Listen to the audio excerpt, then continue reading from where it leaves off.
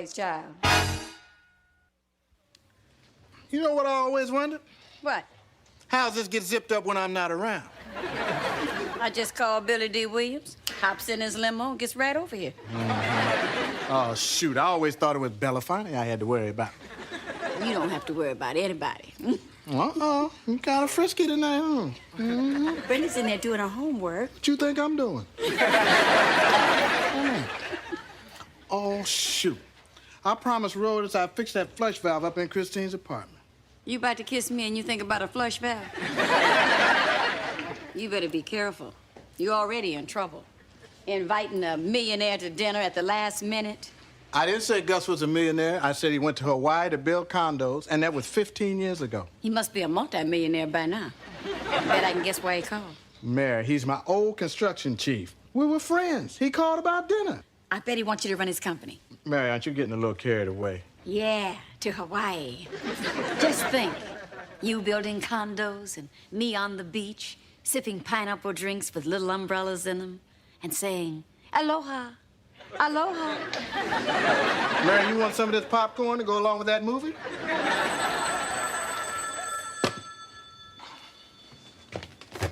Hello? Oh, no, he's not here yet. Oh, okay. Yes, Senator, I'll tell him. Senator? Senator who? Senator James. He said to tell Gus he called. Maybe Gus really did hit it big. Yeah, I better write it down. Mm-hmm. Senator James.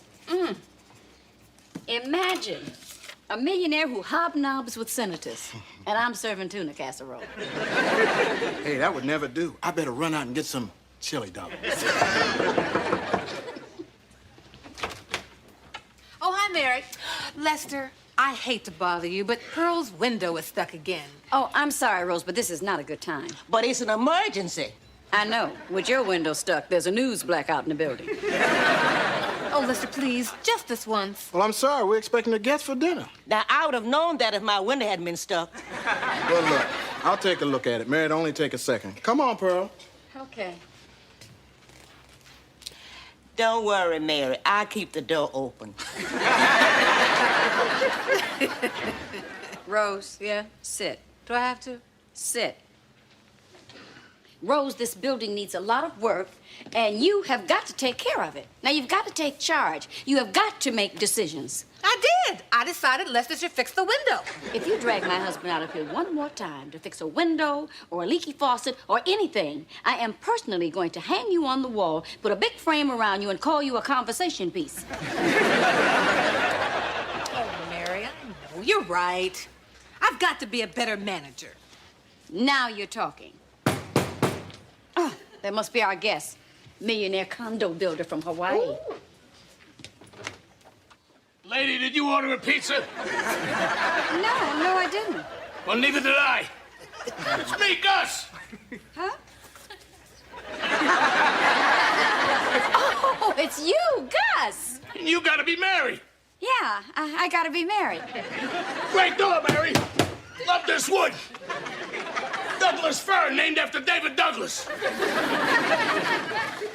I'll put up a plaque. Come in. Meet my friend Rose. Rose! Nice to meet you. Do you know the derivation of your name? No. It comes from the Latin rosa. Ah, Latin, huh? No wonder I like those Gucci handbags. No wonder I like those Gucci handbags. That's good, Rose. Oh, yeah. That's real good, isn't it, good man? Oh, it's good, Gus, good. Oh, I forgot. You had a phone call. It's from Senator James. That senator, he won't leave me alone. Hey, Gus, is that you? Lester! Great to see you, old pal. Good to see you too, Gus. Now that you got that mustache, think you can take me? Are you kidding? With either hand. Let's do it.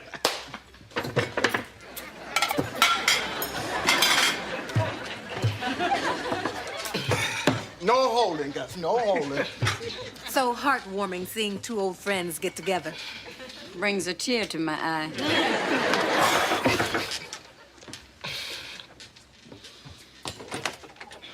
Hi, Mary. Oh, muscles. How virile, how macho. I had men fighting over me like that once. It was winner take all. But the winner was too exhausted to handle the all. Hello. Hi. Hi, Lester. Hey, hi, Sandra. Hey, Sandra, say hello to my good friend Gus. Hi, Gus. That voice. I've only heard a sound like that once before. From a hungry tigress stalking her prey.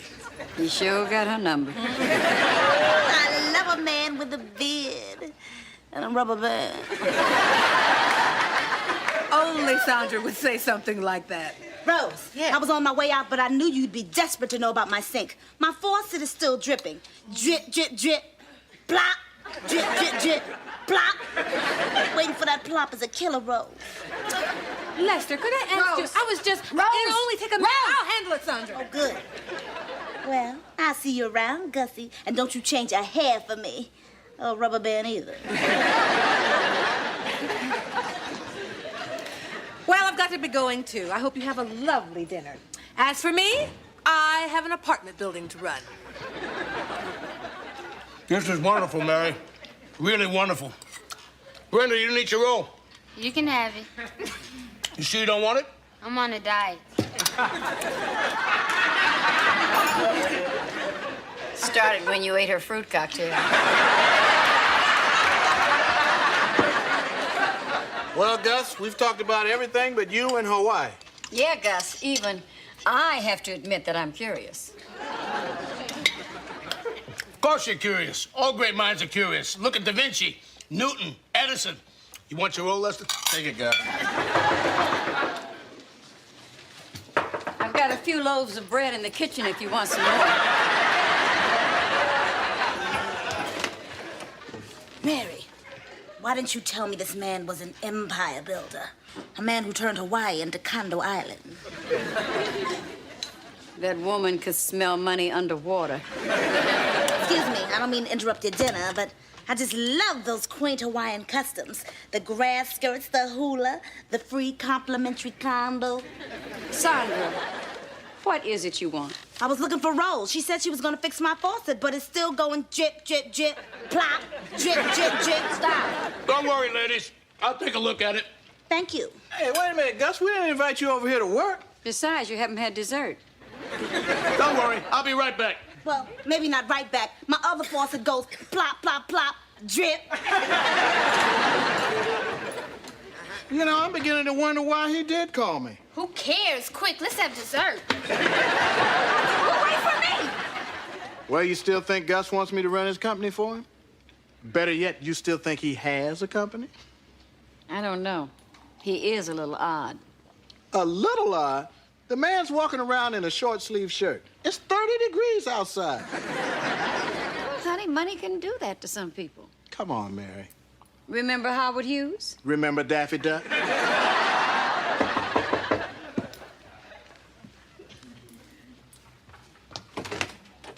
Hi, Mary. You're going to be very proud of me. Your landlord made a decision. Your landlord took action. Well, now that's what I call a landlord. And Lester, you won't have to help me around the building anymore because now we have our very own handyman. That drip will never plop again. Gus? Gus? You hired Gus? Hey, look how excited she is. Isn't it incredible? When I went up to Sandra's apartment, he had just finished fixing the faucet. And I said, boy, I sure wish I had somebody like you around. And I said, why wish for somebody like me when you can have the real thing? So, in exchange for that efficiency apartment on the 3rd floor, Gus is going to be our full-time handyman. Gus? You're gonna be living here? Well, what about Hawaii? Mary, Mary, nothing in life can be more important than being surrounded by good friends.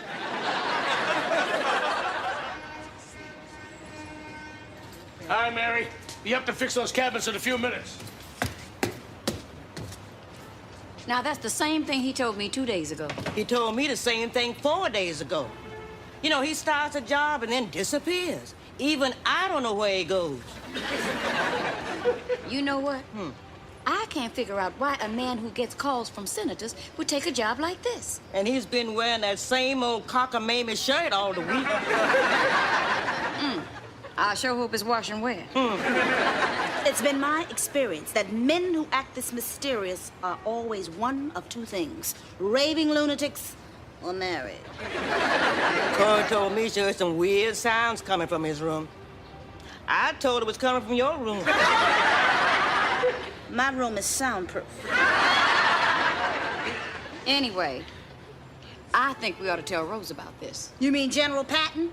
She's busy shaking up the whole building. Next time you give your "you too can be a landlord" speech, do it in some other town, okay, Mary?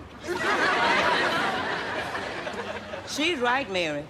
Rose is down at the printers right now, running off a whole bunch of rules and regulations. Oh, pardon me, ladies. Does Gus Santos have a place here? 3rd floor in the rear. Thank you very much.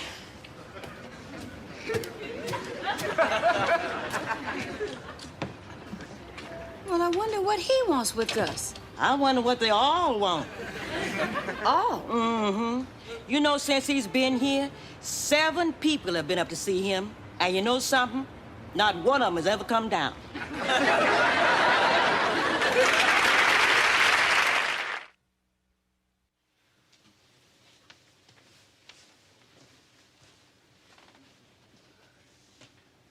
I just remembered something. What? I don't want to do this. You know, 7 people went in there and didn't come out, and I don't want to make it 8. Pearl, I'm sure there's a perfectly rational explanation. Well, good. You go in, and if you don't come out, I want your partner.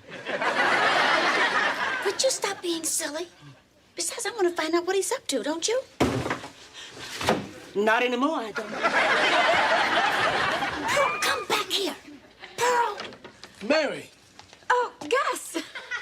I was just in the neighborhood and, I thought I'd stop by. Mary, I know why you're here. Well, you might as well come in.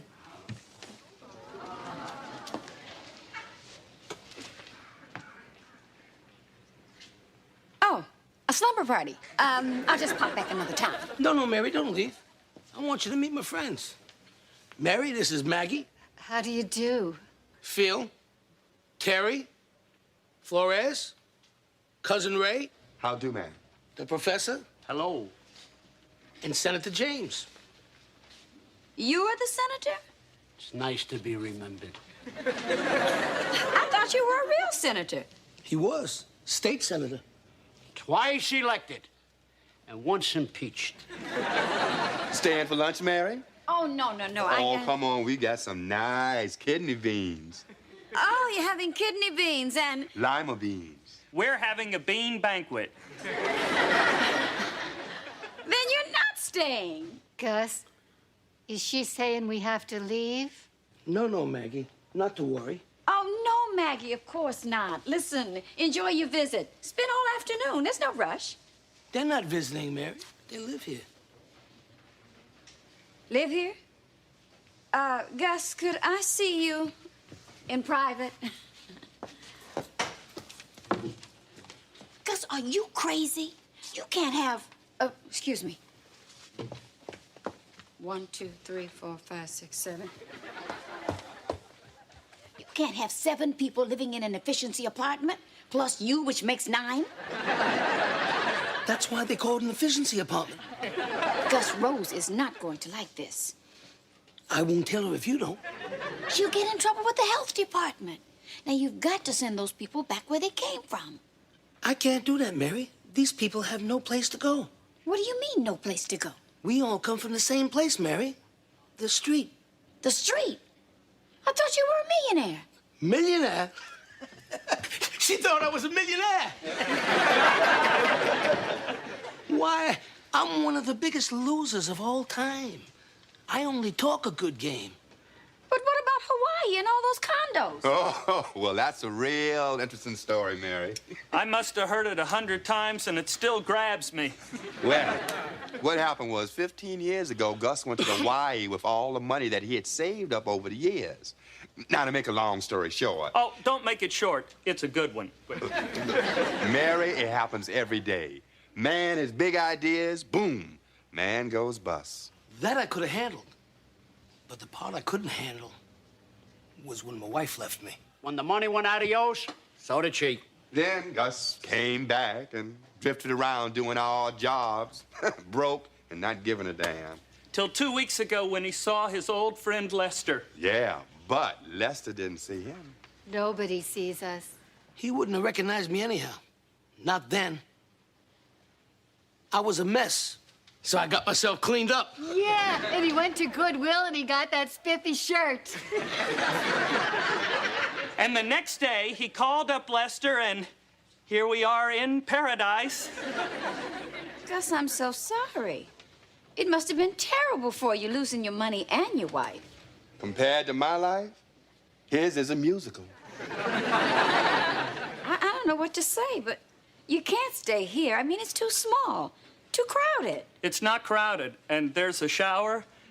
It's warm. Better than sleeping in the park.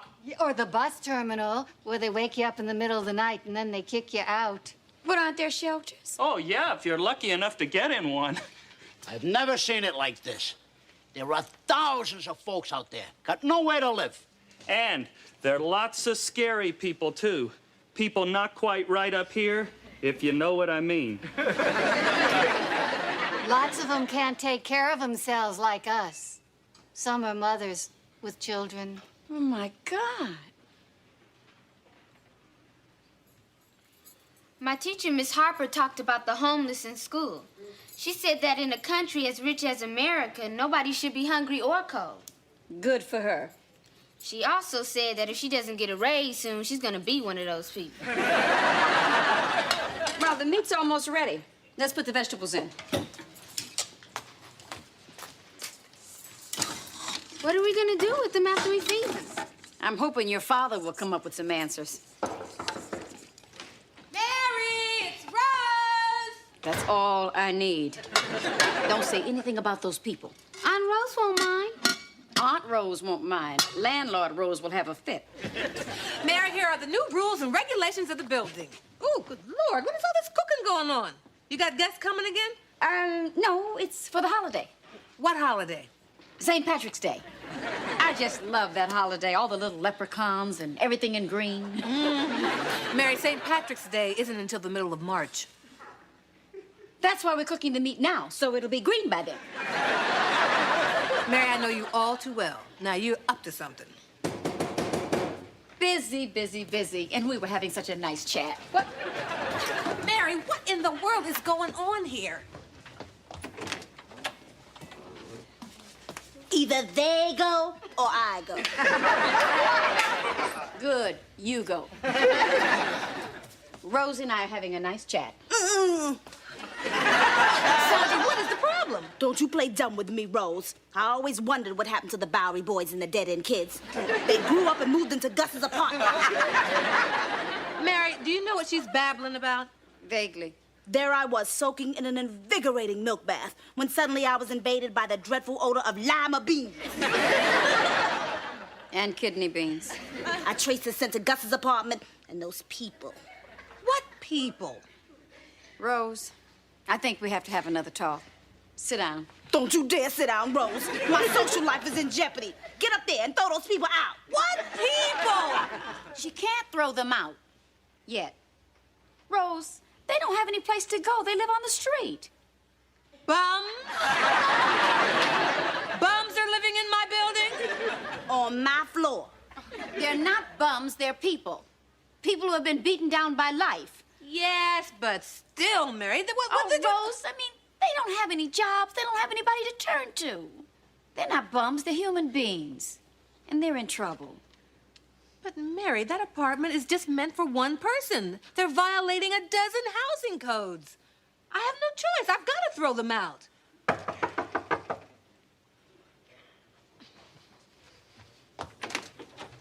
Ooh, there's one of them now. Oh, I'm sorry, Mary. I didn't know that you had company. Oh, we shouldn't have come, but we just wanted to see if we could help. Yeah, and bring you the rest of the beans. Oh, this is so nice of you, Mary. I can't tell you how long I've dreamed about having a real home-cooked meal with a tablecloth and napkins, just like a family.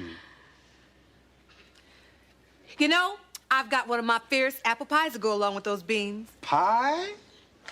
I'll bring the whipped cream.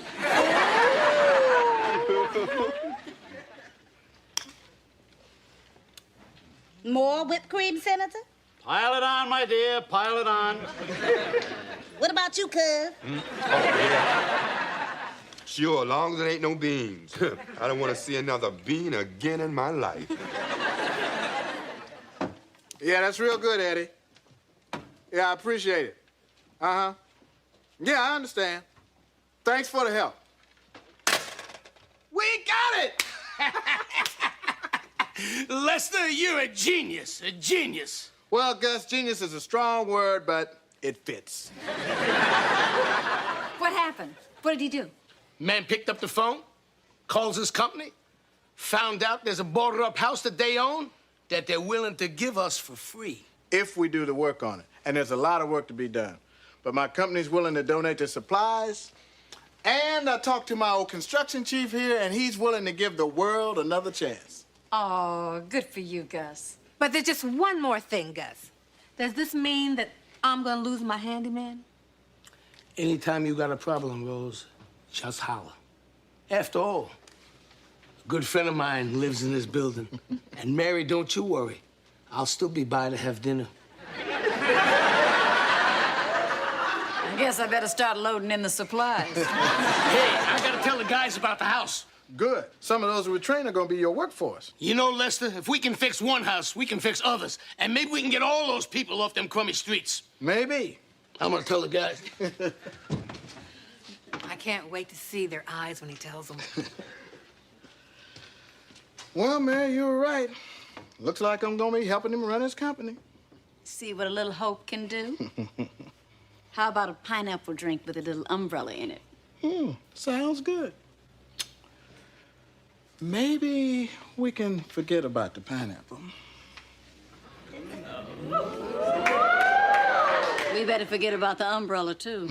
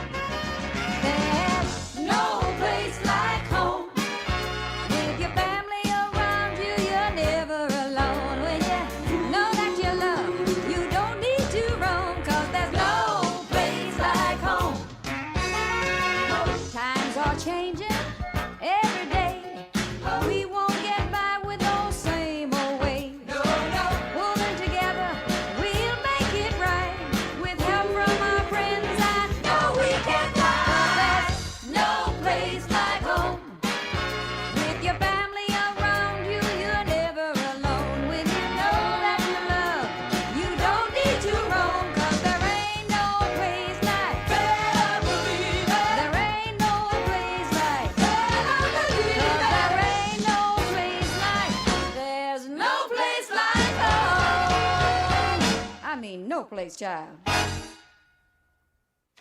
Mom, Dad, our school's made it to the finals in the tournament. Hey, that's great. All right. You should have seen Calvin. He was all over the court. He scored 22 points. Not to mention 10 assists. He was great. Hey, check this out. Oh, shoot. Hey, just call me Magic. Well, Magic, you've done all right since I taught you my moves from high school. Ha! I remember your moves from high school, and they had nothing to do with basketball. Mom! Well, your mama had some pretty good moves, too. You caught me, didn't you? Anyway, the best part of all of this is our school gets to go to Philadelphia for the tournament. Great. And a bunch of us kids, as young adults, we had the best idea. We thought we'd go with the team to see the game. Yeah, to cheer us on. Well, wait a minute. Philadelphia's a long way to be going up and back in one day. Oh, yeah, but we thought we might stay just Forget it. Come on, Calvin. I'll be glad when I'm 18. So will we. Hi, I'm Rose. Hi, Mrs. Holloway. Hi, Brenda. Hi, Calvin. Oh, Mary, we have got to help Sandra. I think someone's passed away in her family. What? Who? I don't know. She got a letter from home, started crying, and ran upstairs. I'm so sorry. I was just going up to see about her. You want to come with me? Well, sure. Oh, I'll be right back, honey. Let me know if I can be of help.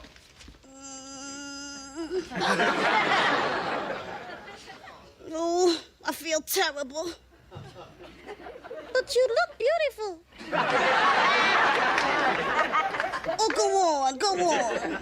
No, I mean it, seriously. Thank you. Come in. Sandra? Is that you, Rose? Mary? Oh, Sandra, are you all right? No, I feel awful. I got aches, pains, chills, and day-old nail polish. Oh, here, let me do that. Would you?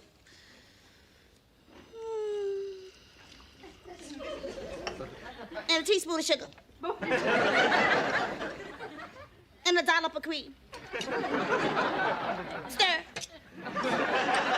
Counterclockwise. How about some hemlock? Thanks, but I'm not into herb tea. Sandra, I saw how upset you were after you read that letter. Yeah, it's my mother. Your mother? She's coming to visit me. Is that what this is all about? Yes. What is wrong with your mother coming to visit you? Well, my mother and I, we got a little problem. She hates me. Oh, come on. She's never approved of me. I know you find this hard to believe, but she thinks that I'm different. No. I've just never gotten along with any of my family. They're just so normal, you know? They have absolutely no pizzazz. I mean, the more dull and boring it is, the more they like it. Now, they would love you, Mary. I'm so glad you brought me up here to cheer her up. Sandra, I'm surprised. Now, didn't you say you had a wonderful time when you went home for Christmas? Yeah. I met the cutest guy on the train. And the taxi driver, he was really a lot of fun. And everything was fine till I got home and said, "Hi, Mom, I'm home." Oh, Sandra, you're exaggerating. No, I'm not. Now, everybody was there. Mama, Daddy, my sister, Conan the librarian, and my brother, Morbid Mark the mortician. Your brother is a mortician? Mm-hmm. Girl, I hate it when he serves the Christmas turkey. I can see where you might not fit in. It's not easy being a minister's daughter. You never told us that. Mama made me promise never to tell anyone. I never did anyway. It wasn't easy getting dates when the boys thought God was the chaperone. Anyway, I'm sure you're wrong about your mother. I'm sure she loves you very much. And she's just trying to raise you the best way she knows how. Well, we're just so different. I mean, I'm quiche. She's scrambled eggs. I'm sushi. She's fish sticks. Once I told her I was bringing home Perrier, she thought I married a Frenchman. I'll just have to tell her she can't come. Oh, you can't do that. That's your mother. Well, I love her, but she just doesn't love me. Yes, she does. You two just need to get together and talk it out, that's all. Well, I guess I could try. Good, and I'm sure she loves you just the way you are. Mothers are amazing. Hello, this is Sandra. Congratulations, I gave you the right number. That would be if you had 20 seconds to convince me to call you back. Good luck. Sandra, you there? Pick up. Hello? Mop, is that you? Mop? You are? Well, when are you going to be here? Oh, fabulous. I can't wait. Yeah, I know you can't wait either. Bye. Ma, I take it this man is not a brain surgeon.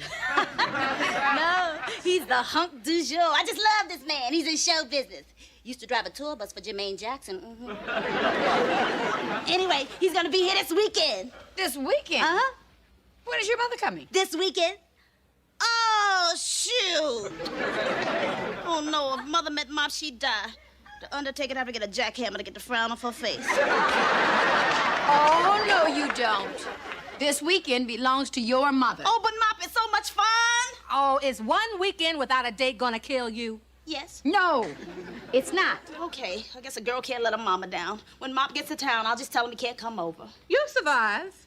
I better cut down on my vitamins. Hey, Rose. Hey, how you doing this morning? All righty. Well, today's the day. Sandra's mama's coming.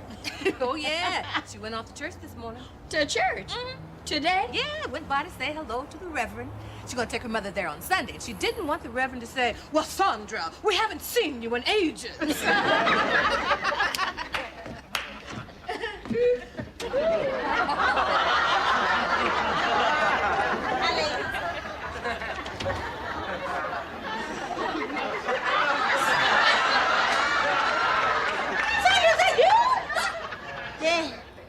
Do I look like the all-American girl?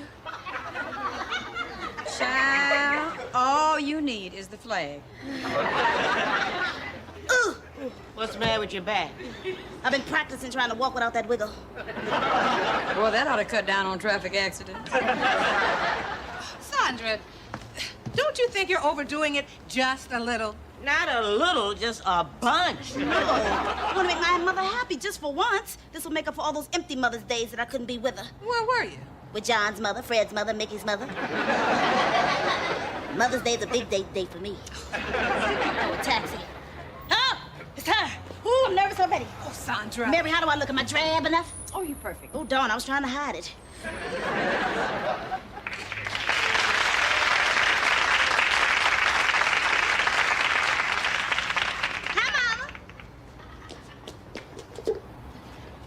Sandra? It's good to see you, Mama. Sandra? Mama, I want you to meet some of my friends. We all part of the same knitting circle. Mary Jenkins, Rose Holloway, Pearl Shea. This is my mother, Rita Clark. Well, welcome to Washington. She's told us so much about you. Thank you. Girl, did you lose your job? No, of course not. I got a big night planned for us, Mama. The Mormon Tabernacle Choir's on public TV. Come on. Look at you. Stand up straight. Hold your shoulders back. Walk like a lady.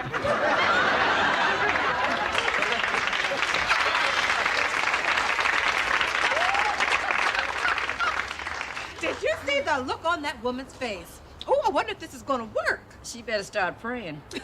You know, once I had a big fight with my mother. I said, Mama, I don't have to eat my carrots. I'm 63 years old.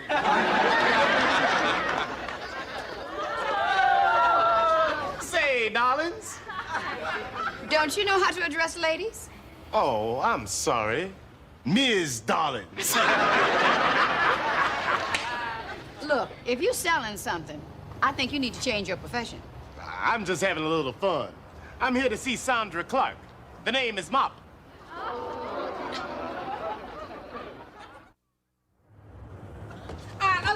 Wait. You can't go up there. Why? Tell him, Mary. Well, Sandra has a surprise for you, and she doesn't want you to see it till it's ready.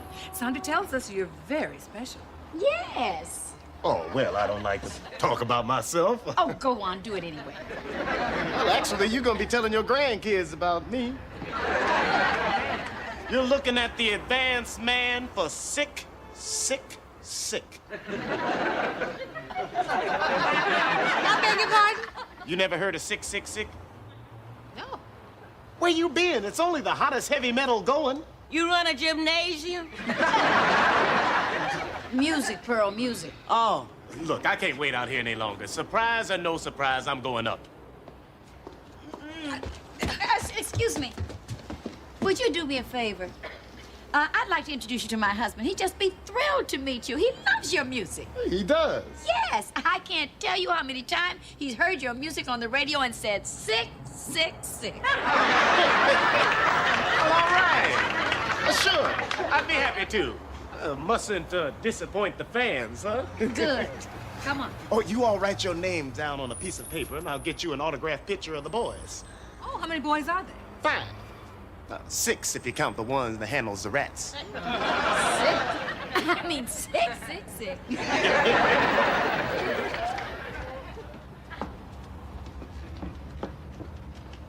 Where does Sandra meet these guys? Never mind where.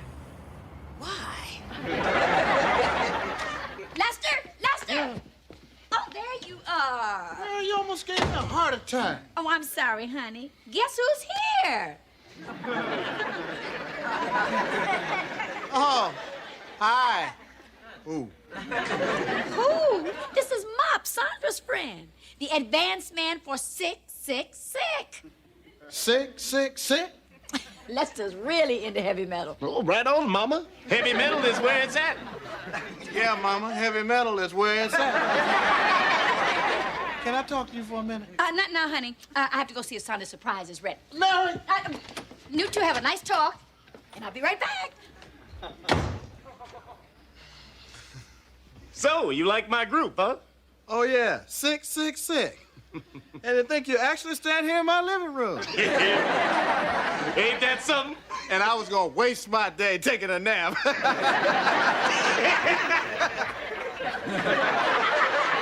More tea, Mama? Thank you, darling. You seem so changed, so settled down. I've matured, Mama. You matured in the 5th grade. That was one of our problems. Well, that was just a stage I was going through. I realize now that there's much more to life than parties. Oh, I'm out of tea. You want me to make some more? No, I'll do it. I'm very domestic now. I just love to boil water. I get it. Excuse me, Mama. Sandra, we got a problem. We got to talk. Mary, come on in. We're just having tea. Don't you want to join us? Well... Oh, you must. Sandra just made chocolate chip cookies. Well, really? Oh, Sandra's famous for her chocolate chip cookies. Have you tried one yet, Mama? No, I was just about to. Sit down, Mary.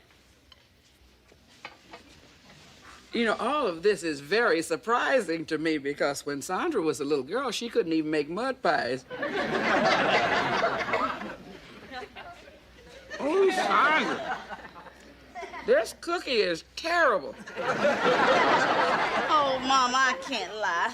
Actually, Mary made them. Actually, what I did was give her the recipe, and it was a very good recipe. Can we talk? Excuse us, personal problem. Good day, everyone. Unfortunately, I'm unable to come to the phone right now. Please leave your name and number, and I'll call you back as soon as I can. God bless.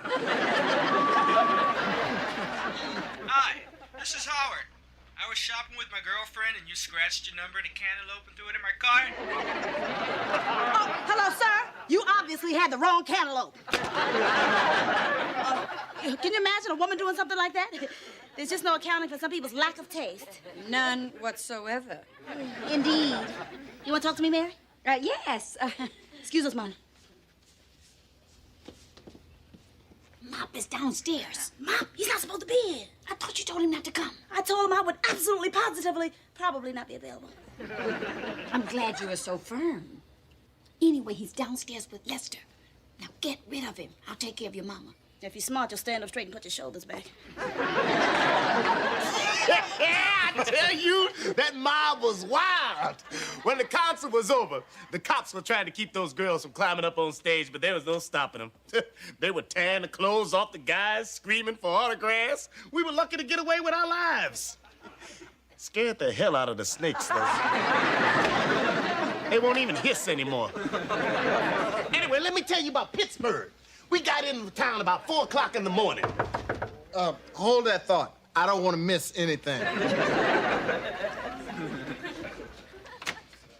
Hi, Les. It's my friend. Sandra, baby! Wait. What happened to you? You look like Doris Day. Mom, you're not supposed to be here. How could I stay away? Come to Papa. Oh, You two have met. Oh, I guess you could say that. But Mom was just on his way to the corner to get me a bottle of wine. I was? Uh-huh. Chardonnay chilled. Oh, but baby, we don't need wine. You know what wine does to me. Chardonnay, chill. I see you upstairs. Isn't he the cutest? Oh, yeah. Too bad he doesn't talk more. Lester! Lester! What? Oh, were you busy? He's always so busy. Look who's here. This is Sandra's mother, Mrs. Clark. Oh, nice to meet you, Mrs. Clark. I'm Lester Jenkins. Hi, Lester. Mary, can I ask you something? Why, sure. Why am I down here? Sandra wanted you to see my apartment.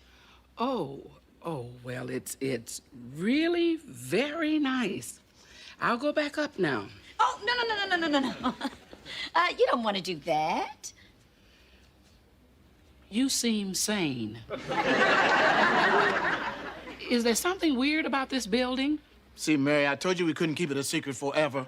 What is going on? And what is wrong with Sandra? And where did she get that dress, from a garage sale? Dad, she just wore that because she thought you'd like it. Like it? Do I look like the kind of a person who'd like a dress like that? No, of course not. Oh, Mrs. Clark. Look, maybe I shouldn't be mixing in, but, well, to tell you the truth, ever since Sandra found out you were coming, she's been worried sick. Why? Oh, she thinks you don't love her. That's ridiculous. She's my baby. Of course I love her. Oh, she says you're always mad at her. Well, sure, I was always mad at her. She was always doing stupid stuff. When you are the daughter of a minister, you do not pass love notes in the hymn note. It was always something. The ladies of the church were constantly asking me if she was adopted. My husband asked me a couple of times. But he loved her. He loved her. He always said, God is testing us. Oh, Miss Clark, you know what I think? I think Sandra just needs to hear that you love her. Well, if that's all she needs, I'll go upstairs and take care of that right away. Miss Clark. Mary, wait a minute. Where do you think you're going? Mom is up there. Don't you bring that man back down here. This is Saturday and I got a right to relax. You're running people in out here like it was Dulles Airport. Mom, Dad, Calvin found a chaperone for the Philadelphia trip. Grandma's going. Girl, you cannot chaperone a bunch of basketball players. You can't even reach their waist. You ever try playing basketball with a broken knee? I think we better go to Philadelphia. Right. Oh, but baby, we only got one night. Let's make it count. Oh, I know.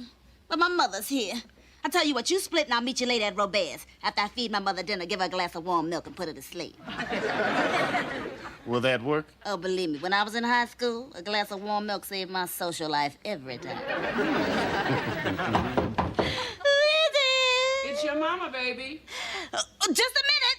Quicker, into the bathroom. I don't have to go to the bathroom. Well, shave or something. And be quiet.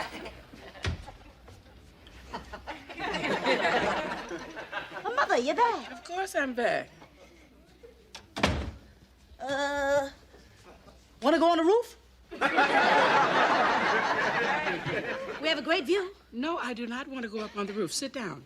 Now, Mama, come on. I'm not a child anymore. Sandra, sit. All right, but I'm not going to memorize a bunch of Bible verses. Now, what is all of this about I don't love you? Well, it's no secret. You never loved me as much as you love the others. That's not true. It is true. I could never do anything right as far as you were concerned. You did a lot of things right, but I just couldn't admit it. And I'll let you in on a little secret. I do love your brother and sister, but they are boring.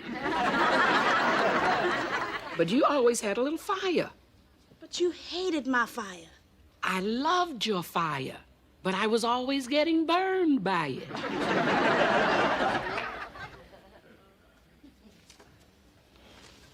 Don't you know that I was just like you before I got married? You were? I was fun-loving, just like you. How do you think I always knew what you were up to? Because I had always done it before you.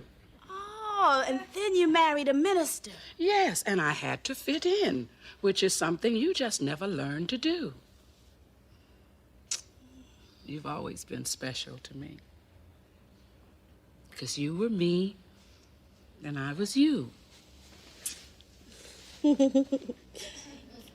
Mama, how come you never told me all this before? I couldn't. I had a whole family to set an example for. You know, Mama, it looks like we got a whole lot of talking to do about this. I'm through talking. I'm here on my vacation. I want to kick my heels. Mama, you're a rascal. Well, if you want to go out with me, you have to do something about this dress. And try to fix up your hair a little bit, honey. I'm going in the bathroom and freshen up. Oh, Mama, wait a minute. No, wait.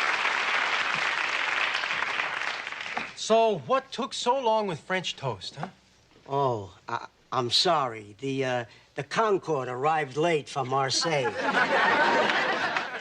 Next time, ask for English muffins. It's a shorter trip. You know, I saw that movie Platoon last night. Incredibly violent, but you know that it was nominated for 8 Academy Awards and 3 Purple Hearts. I hear that if you see it twice, you get a battle ribbon. Yeah, it was no Rambo, though. You put Stallone in there, that thing's over in 10 seconds. Hey, Chris, hold it. How many times I have to tell you no shooting at breakfast? You seen Platoon, Toots? Have I seen it? I was in a platoon. A platoon of Green Berets. Oh, not servicemen, just guys who like to wear green berets. Mary, that traffic was murder, so come on, let's make this fast. Would you relax? Goodness, we got over 20 minutes. Yeah, I know. Can I get something for you folks? 2 coffees, please. We got some nice fresh cheesecake. No, just coffee. Well, with the cheesecake, you get a free refill. Hey, free refills. I thought you was on a diet. Look, all we want is coffee. Well, your new customers just wanted to give you all the options. Thank you. We got everything? Yeah, the bank statements, receipts, the checks. What's the matter? Still worried about this party item. That must be it. Well, it was legitimate business deduction. My goodness, we got the receipt from the caterer. Yeah, I know, but $553 is a lot of money for a party. He may want some backup, like the list of the guests who were there. Yeah. Well, let's try to remember who was there. Oh, I know. Jack Perkins was there, the developer. And, here. And, let me see. It was Sam Peters. The architect was there with his secretary. Perkins came with the secretary. Oh, yeah, he was the one who was grinning all night long. Hello, you beautiful people. I love you all. Oh, the market is up. 28 points. 2 eggs, sunny side up. We broke the 2,200 barrier. Oh, I am thrilled. All you stockbrokers are alike. That's all you think about all day long is the market. That's not true. That's not true? Did you ever hear of acid rain? Is that on the American Exchange or over the counter? It's over your head. And it's a big problem. You know that there are holes up there in the atmosphere with pollutants seeping through, contaminating our soil, our plants, our chickens. And you know where all those rotten eggs end up? Where? Here, on your plate. Do you have any Pop-Tarts back there? Yeah, I'll Pop-Tart you in a minute. Toots, gotta talk to you for a second. Okay, my baby. Okay, my honey. Okay. I don't like that look. Okay, what is it? Toots, you're aggravating the customers again. And when they get aggravated, they don't eat. If they don't eat, we don't eat. Yeah, but they should know about acid rain. Oh, honey, your acid rain's giving them acid indigestion. You know, you gotta quit bugging me. I'm warning you. If not, tonight, I wear pajamas to bed. You sit here and keep thinking, and I'll meet you upstairs in 10 minutes, room 410. Okay. How about that New York governor, Mario Cuomo, not running for president? He's Italian. He could never have won. Sure he could. People'd be afraid not to vote for him. See, it's dumb remarks like that would have made it very, very tough for this man to win. People think if you're Italian, you got some kind of connection to the mafia, and that's all wrong. That's right. Yeah, my people don't think that way. I'm half Italian. Okay, we got judges, doctors, lawyers, priests. No mafia? Huh? One uncle in Jersey City we're not sure about. Good morning, fellas. Hey, Robert. How's everybody? Good. Robert, fine. The usual herbal tea with lemon. Toots, it's Friday. I go all the way. Oh, I forgot. Tea and rice cakes. Coming up. I can't believe what I just heard on the radio driving in. The market's down. You know, Perry, I did hear something about a crash. I'm sure it's nothing. I'll finish his bagel. So, I'm driving in, listening to my easy music station. Suddenly, they're talking about condoms. At first, I thought they were condominiums. Then I heard they came 3 in a pack. And, you know, they're selling so good down at my pharmacy, I've moved them from under the counter onto the top of the counter. They've taken the place of cough drops. I tell you, it figures. It figures. They started with body odor, then they went to hemorrhoids, and then they segued into diarrhea, and now it's, I can't even say it. I definitely don't want to hear that word on the radio right after Doris Day just sang Que Sera, Sera. When do you want to hear that word? How about between 3 and 4 in the morning? 3 or 4 in the morning. By that time, it's too late. I beg your pardon? I mean, it's about time our children learned about sex before it's too late. Thank you for that. You know, of course, it might just help after what the Supreme Court just did. Toots, say a woman working for you got pregnant.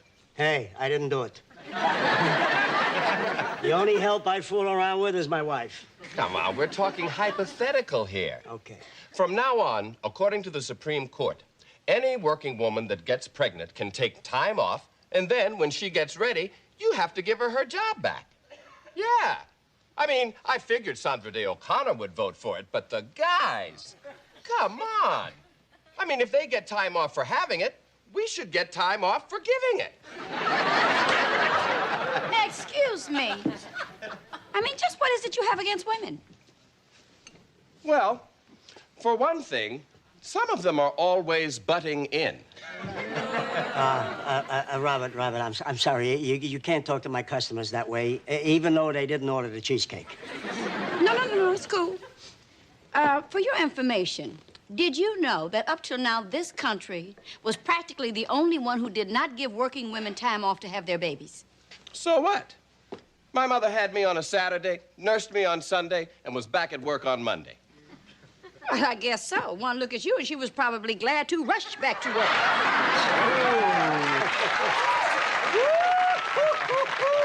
Bingo! Come on, let's face it, lady. I mean, women could parlay this into the greatest racket in history. I can see the ads now. Ladies, plan your vacation 9 months in advance. Oh, you think getting pregnant is a vacation? I mean, how would you like to stand up and not know your front from your rear? Oh, excuse me. You don't have that problem. You think with your rear. You know, if you ever worked for me and were lucky enough to get pregnant... but what am I saying? I mean, you would never be quiet long enough for that, would you? Oh, I don't know. Unfortunately, your mother did. I hate to talk about your... Toots, I came in here for rice cakes, not a prune Danish. Mr. Davis, Mr. Anderson will see you now.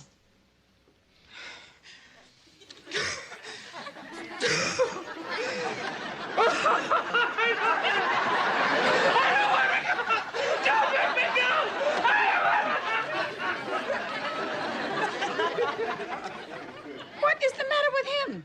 Mary, maybe we better ask for a postponement and getting a lawyer or an accountant to go in with us. Oh, Lester, we have nothing to hide. Now, you see, you rushed up here and we're still waiting. People like us. We don't look dishonest. Mr. and Mrs. Jenkins, Mr. Stone will see you now.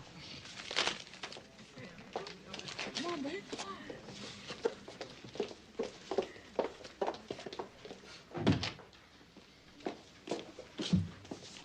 Would you stop it? Put a smile on your face. Whatever will be, will be. Que sera, sera.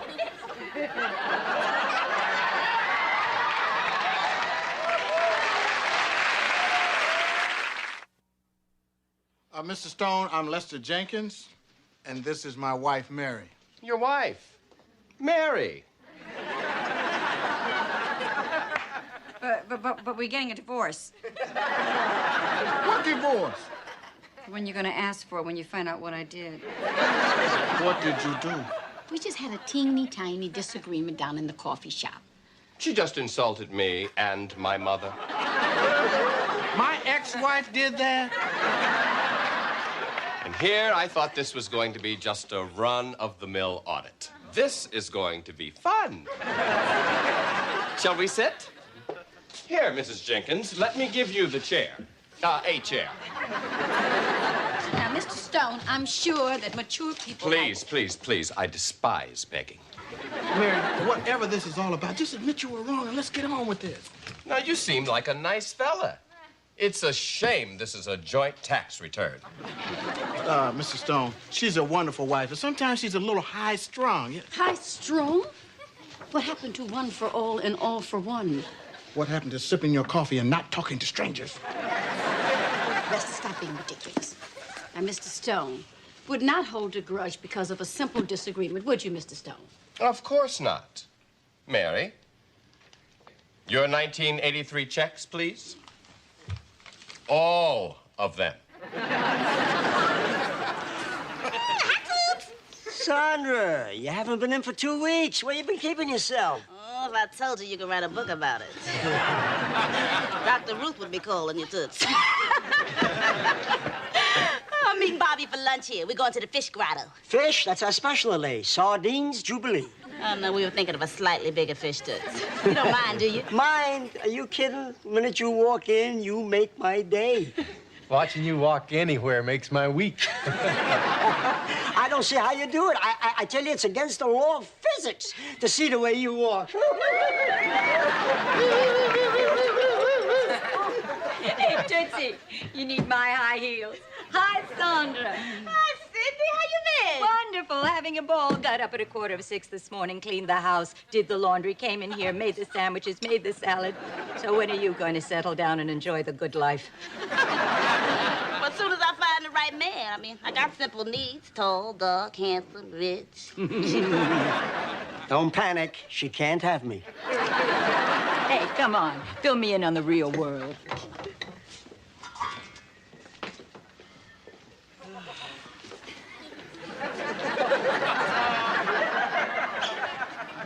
The market is down.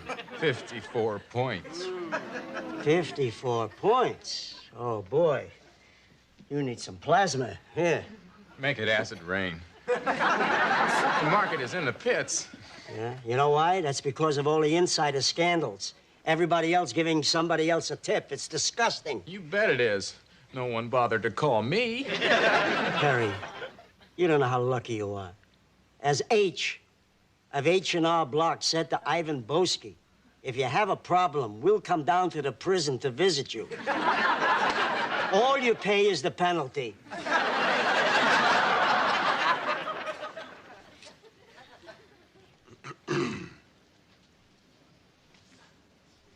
A party at your house for $553? I knew it. That's right. I invited all the people over who I do business with. That's right. And I served onion dip, deviled eggs, chicken wings, and little weenies. And we had an accordion player. I think I saw that party on Lifestyles of the Rich and Famous. All the catering receipts are right there. Ah. Leo and Flo, from our deli to your belly. And, child, they have the best chicken wings and little weenies you ever tasted. Please. Don't you think $553 for a plastic fork party is a little high? A plastic fork party? I'll have you know I use my best silverware. And I assure you the price of chicken wings and little weenies was at an all-time high. That's right. We give this party every year. Oh, really? Mary. Well, if you don't believe me, the next time we have one, come over and see for yourself. I mean, I've been offered trips to Europe, cruises, Swiss bank accounts, but never a little weenie dinner by Flo and Leo. Well, I'm an honest businessman, and the party was strictly legit. And then I assume you have a list of the guests who were there? We certainly do. I've got it right here. I bet Princess Di would kill for it. Honey, did I give it to you? You were writing it on the napkin downstairs. I bet I left it downstairs. Oh, the old lost napkin bit. Man, will you go downstairs and get the damn napkin? Would you calm down? I'm going.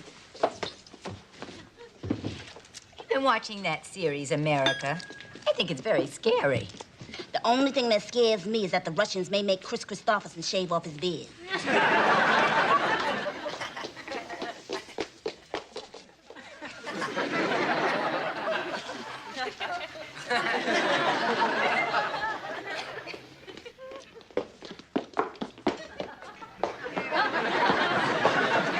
Excuse me. Just heels. The soles are fine. That's not it. What did you do with my napkin? I was thinking of having it bronzed. I think it's in a trash bin with the rest of the stuff. In the trash. Here. Look, lady, all you gotta do is order the cheesecake. I'll give you a new one. Who is that? Some poor, unfortunate creature. Hi, Mary. Did Lester cut back on your allowance again? Just what I need. Sandra, what are you doing here? I'm meeting my date. Well, if I find him in here, I'll let you know. Man, what are you doing in there anyway? Got it. Where you going? None of your business, and don't butt in. She's one of my best friends. We close, like Nancy Reagan and Donald Reagan. You know, Ronnie's got a little problem. He's got to let one of them go. Yeah, well, she's his wife. He's the chief of staff. Sayonara, Don. Mr. and Mrs. Eaters. Oh, that's a P. There was some relish on Mr. Peters. That's my architect, Sam Peters. Look, Mr. Jenkins, you are in business. You have employees, and you should be keeping proper records. I mean, I'd have to lean over backwards to say that this doesn't at least border on fraud. Fraud? Hey, man, I don't mind you doing your job, but when you sit there and accuse my wife and me of criminal conduct, then you better be prepared to deduct some inches off your height. Honey, his head is too hard. You'll hurt your hand.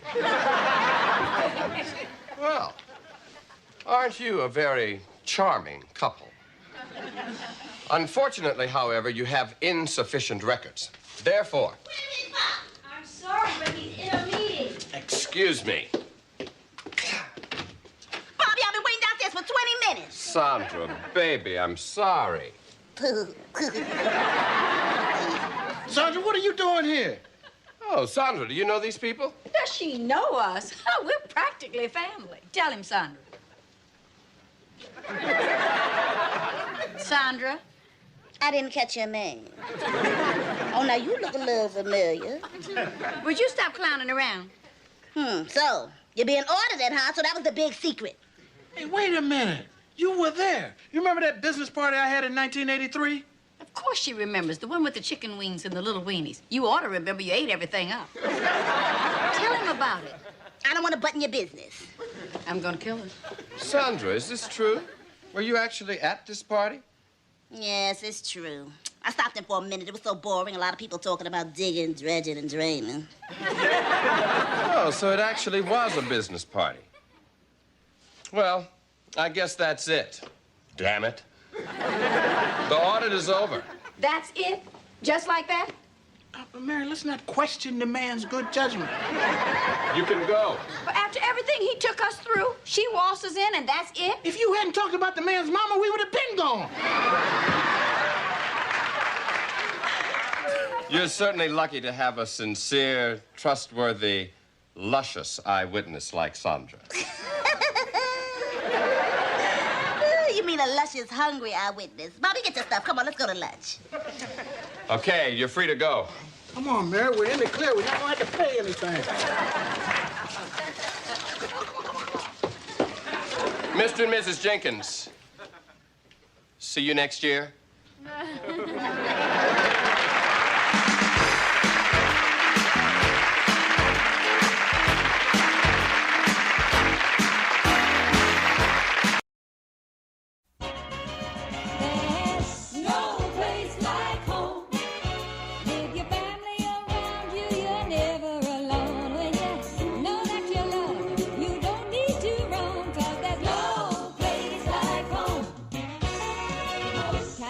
Changing,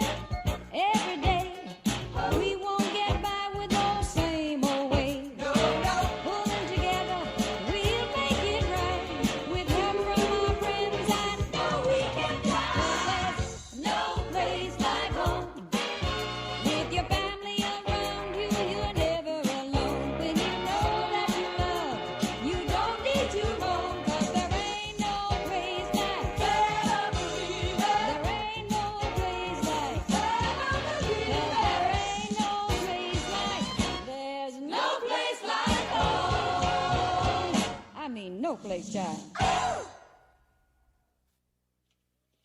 Hi, honey. Hi. Ooh, tennis was so much fun. Right, fun. How'd you do, Mom? Oh, I think I did pretty good, didn't I, huh? Oh, sure. In fact, the people on the other courts applauded when we left. Oh, so I hit a few balls on the other court. Nobody seemed to mind. You know, tennis is so much fun, and everybody's so polite. You just say thank you, thank you, thank you, and then throw the balls back. You think you'll be ready to play in that charity tournament? You know, babe, actually, I was thinking maybe we ought to just send them a check. Oh, come on, Lester. It's all in fun. Yeah, I know, but we're going to be playing the Robinsons, and I hate losing to Fred because he never lets you forget it. Would you stop worrying? Just be glad you're not married to his wife. She got all tangled up in the net. At least she knew where the net was. Lester, this is for charity. It's about building a new daycare center, not who beats who. I know that, Mary, so long as Fred doesn't beat me. I'll get it. Hi, Brenda. Hi, Miss Clark. Hi, Mary. Hi, Lester. Hey, Sandra. Aren't you going to ask me why I'm here? No. Well, I'll tell you anyway. I'm going to be on the TV news. Sandra, you are the TV news. This time I'm going to be the weather girl. And talk about what? Whether you will or whether you won't? Miss Clark, you're going to be giving the weather reports? Like Willard Scott? With hair. Not to mention a lot of other stuff. But the auditions tonight, I know I'm going to get it. Sandra, what do you know about the weather? Well, a lot of showbiz people got started in the weather. If they can do it, I can do it. That's great, Miss Clark. You on TV. Which channel? 2, 4, 7? Keep going. 9, 11, 13? Higher. I'll give you a hint. Start at 80. 80? Actually, it's channel 87, Washington, D.C. It's on cable. Well, we have cable, but I don't remember seeing that one. Well, let's put it on. That's it. Well, they're doing the weather all right. It's snowing up a storm somewhere. Oh, I forgot. Channel 87 doesn't come on till midnight. Sandra, is this a real job? Of course. I found out about it from a date I had. That short fellow that took you out last night? No, the tall fellow that brought me home. Girl, you are something else. Every time I turn around, you got a new career going. I'm trying to find myself. Child, let me show you where to look. I mean, I tried modeling. I tried secretarial work. I tried sales. I tried nuclear physics. That didn't work at all. Come on, Sandra, you don't give anything a chance. I mean, you at a job 2 days and you either quit or you're fired. That's because I'm cursed, Mary. I'm afflicted with the worst burden any career woman can have. Pure, unadulterated beauty. Mary, I need a job that interests me, that challenges me, that fulfills me, pays me some money. And so now you're going into TV? Yeah, well, you know, they use unskilled labor. Anybody can do the weather. You just point to a map and say it's raining in Miami. Miami.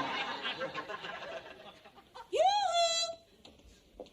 Yoo-hoo! Anybody here? I'm here. And I tell you here. And here. And here. And here. And here. There is absolutely no question that you have got it.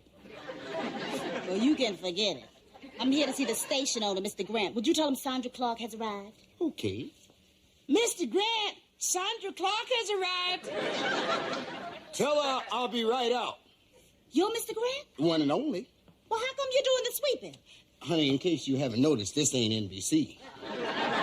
Well, I'm here to audition for the weather person. Why don't you just hire me right now and save yourself a lot of trouble? I think we better wait and see who else arrives. Because Channel 87 is going places. We can't settle for anything less than the best. You know, this happens to be the only station in the country on Sunday night where you can see Ed Sullivan, Flipper, and Hello Larry back to back. Don't let this get out. But we recently acquired the rights to the Olympics. Ooh, Olympics! That Jesse Owens sure can run. Well, look, we better give the other people a few more minutes to get here, then we'll start the auditions. Would you excuse me? I gotta go change a couple of light bulbs. If you'd like to get on my good side, you'd finish the sweeping. Uh-huh. Excuse me, are you on the air? Not yet. Oh, good. I'm here for the audition. What audition? For the weather person? Well, I would have been here sooner, but I didn't know it was going to rain. That's a little weatherman humor. Well, the joke's on you. That audition was at 2:30. We've already made our selection. Thank you so very much. Goodbye. Did I hear another voice? Oh, no, that was me. Could I at least leave my resume just in case? Oh, certainly. Whenever we need a security guard, we'll call you. But I'm a weatherman. A weatherman? You're a weatherman? Yeah. Come on in here. The audition was at 2:30. Why do you want a tardy weatherman? He'll be talking about snowstorms in June. My name is Mr. Grant. I'm the owner of Channel 87. Herbert Hutchings, sir, and I really appreciate the opportunity. Tell me a little something about yourself, Mr. Hutchins. Well, there isn't that much to tell. Good. Then let's talk about me. I finished my formal education when I was 20. Took him 6 years to get out of high school. It was at Harvard where I got my PhD in meteorology, and then I spent 12 years in Orlando, Florida at the National Weather Bureau. That's very impressive. Miss Clark, do you have any background in weather? Well, I've created quite a few heat waves in my time. I bet you have. Well, it's 4:15. Looks as though you two have made the finals. We'll step right over here and let you have the first opportunity, Mr. Hutchins. Just step right up to board and take your best shot. Okay. Thank you, Colleen. Our current satellite picture for the shoreline of Maryland shows that the high pressure that was here is beginning to weaken. Now, as this front moves to the east, we're going to see a cooling trend. Tomorrow's forecast, hazy and cloudy skies with a barometer reading of 29.33 and falling. So you better get those jammies out. It could be kind of a nippy weekend. Back to you, Colleen. Oh, thank you very much, Mr. Hutchins. Well, Miss Clark, now it's your turn. To tell you the truth, Mr. Grant, I really don't know that much about the weather. My temperature stays pretty constant. I bet it does. But you're here, so you might as well take a crack at it. Go ahead. Oh, okay. Oh.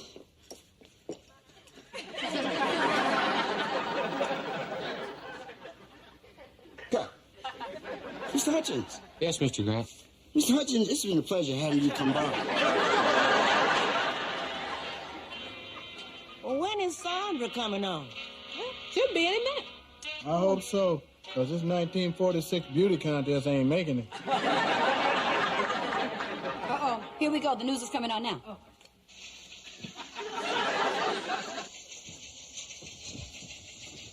Good evening. Welcome to the Channel 87 News. And now, for today's headlines.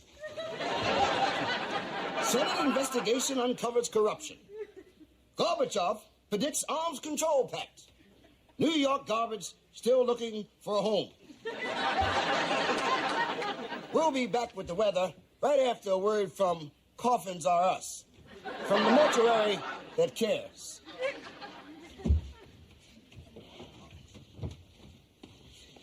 You're gonna be great. You look great. Thank you.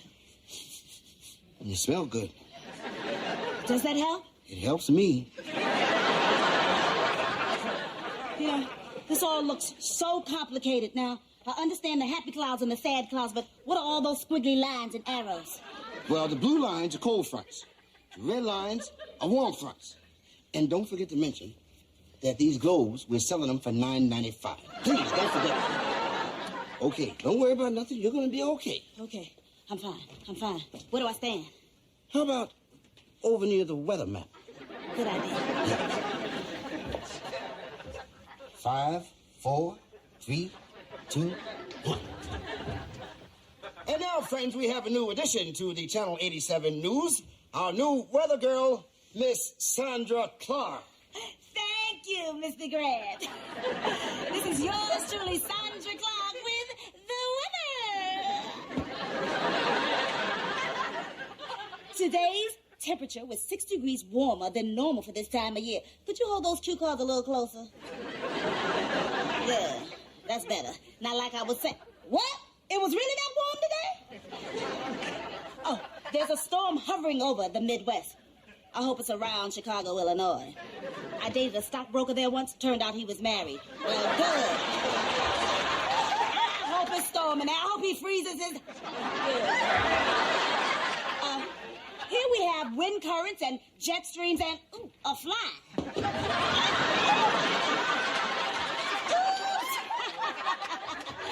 a little turbulence in there.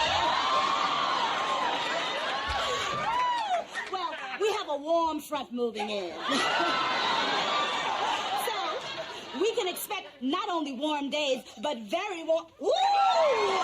Very warm nights. I guess that wraps up the. It wraps up. I haven't finished with my. Oh, wait a minute. Keep that camera on me. Well, friends, don't forget our farm report. It follows the news. Now, here's some temperatures across the nation 86, 75, and 42. Friends, that concludes our weather report. Oh, no, wait a minute. I gotta tell them about the clothes. Oh. And now you can have for your baby on the 995 strong. Toby, run, flipper. Wait a minute. Now you can't do this to me. No, really, I can do this. I just got a little mixed up. I didn't even have a chance to do my barometer readings. I would have had them eaten out of my hand. Honey, the forecast for you is gloomy. It's very gloomy. And it's getting darker and darker and darker.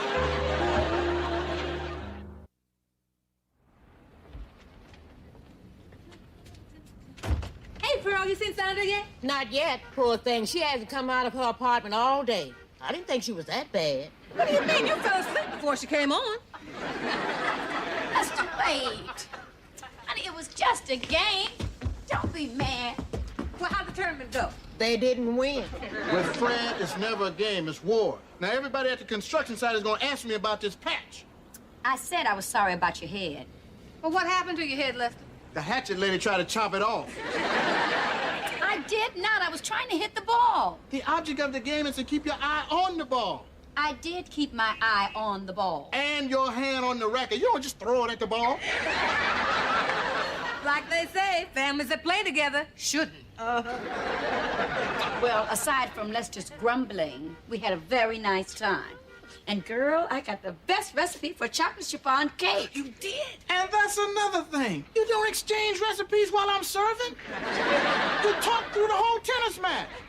Lester, the woman asked me to look at a picture of her new grandchild. Now, could I be impolite? You didn't have to get into a long conversation about potty training. Well, was the grandchild cute? Ugliest kid I've ever seen. Go take a shower. Girl, you know men. They're so competitive. Tell me about it. I played tennis with my first husband. Yeah, how'd that work out? He went back for a lob, and I never saw him again. Sandra, is that you? No. And I'm never gonna be me again, not after last night. So what are you gonna do, run away? It was my big chance, and I blew it. Oh, Sandra, can you imagine how many beautiful, intelligent women have never been weather girls? Besides, who looks at Channel 87 that late at night? A couple of owls and a vampire. So you weren't born to be a weather girl and you looked a little silly. Who hasn't? You not ashamed of me? Not for that. Oh, Sandra, we're still your friends. That's right, sugar.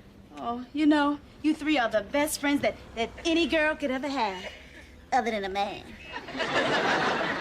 Oh, there's that station owner. Well, he probably wants to sue me. I'm not here. Excuse me. Lady, does Sandra Clark live in this building? Who? Sandra Clark. C-L-A-R-K, Clark. Clark. Tall, blonde, Scandinavian? She's definitely not Scandinavian. But you might have seen her last night on my television station, Channel 87, one of the biggies. She did the weather report. Oh, her! Oh, she was terrific. Wasn't she, Mary? I ain't never seen nothing like it. I can't wait to see what she has to say tonight. Well, you can forget about that because she'll never do another weather report. We got a sick cat. Oh. I think you're making a terrible mistake taking Sandra off. Taking her off? Who said anything about taking her off? After all the calls she got, she's gonna have her own show. My own show? Sandra, it's you. These ladies were just saying you didn't live here. Oh, they were just trying to shield me from my public. That's why I'm dressed like this. How many calls? Well, it's the most we've got since we premiered Mr. Ed. 8. Did you hear that, ladies? 8 calls and they all love me. No, Sandra, they didn't all love you. In fact, 6 of them hated you. But we got a reaction. That's the main thing we wanted. Look, You're funny, you got personality, and you'd be great as the host of your own talk show. My own show? Oh, look out, Oprah Winfrey. Here comes Sandra Clark. That's right. You know something? We're going to do the first one tomorrow night. And ladies, this show is done before a live studio audience, so each of you are welcome. Oh, I've never been to a TV show. Oh, can we get tickets? Just tell the man at the door to let you in. Well, how will he know us? I'm the man at the door. Isn't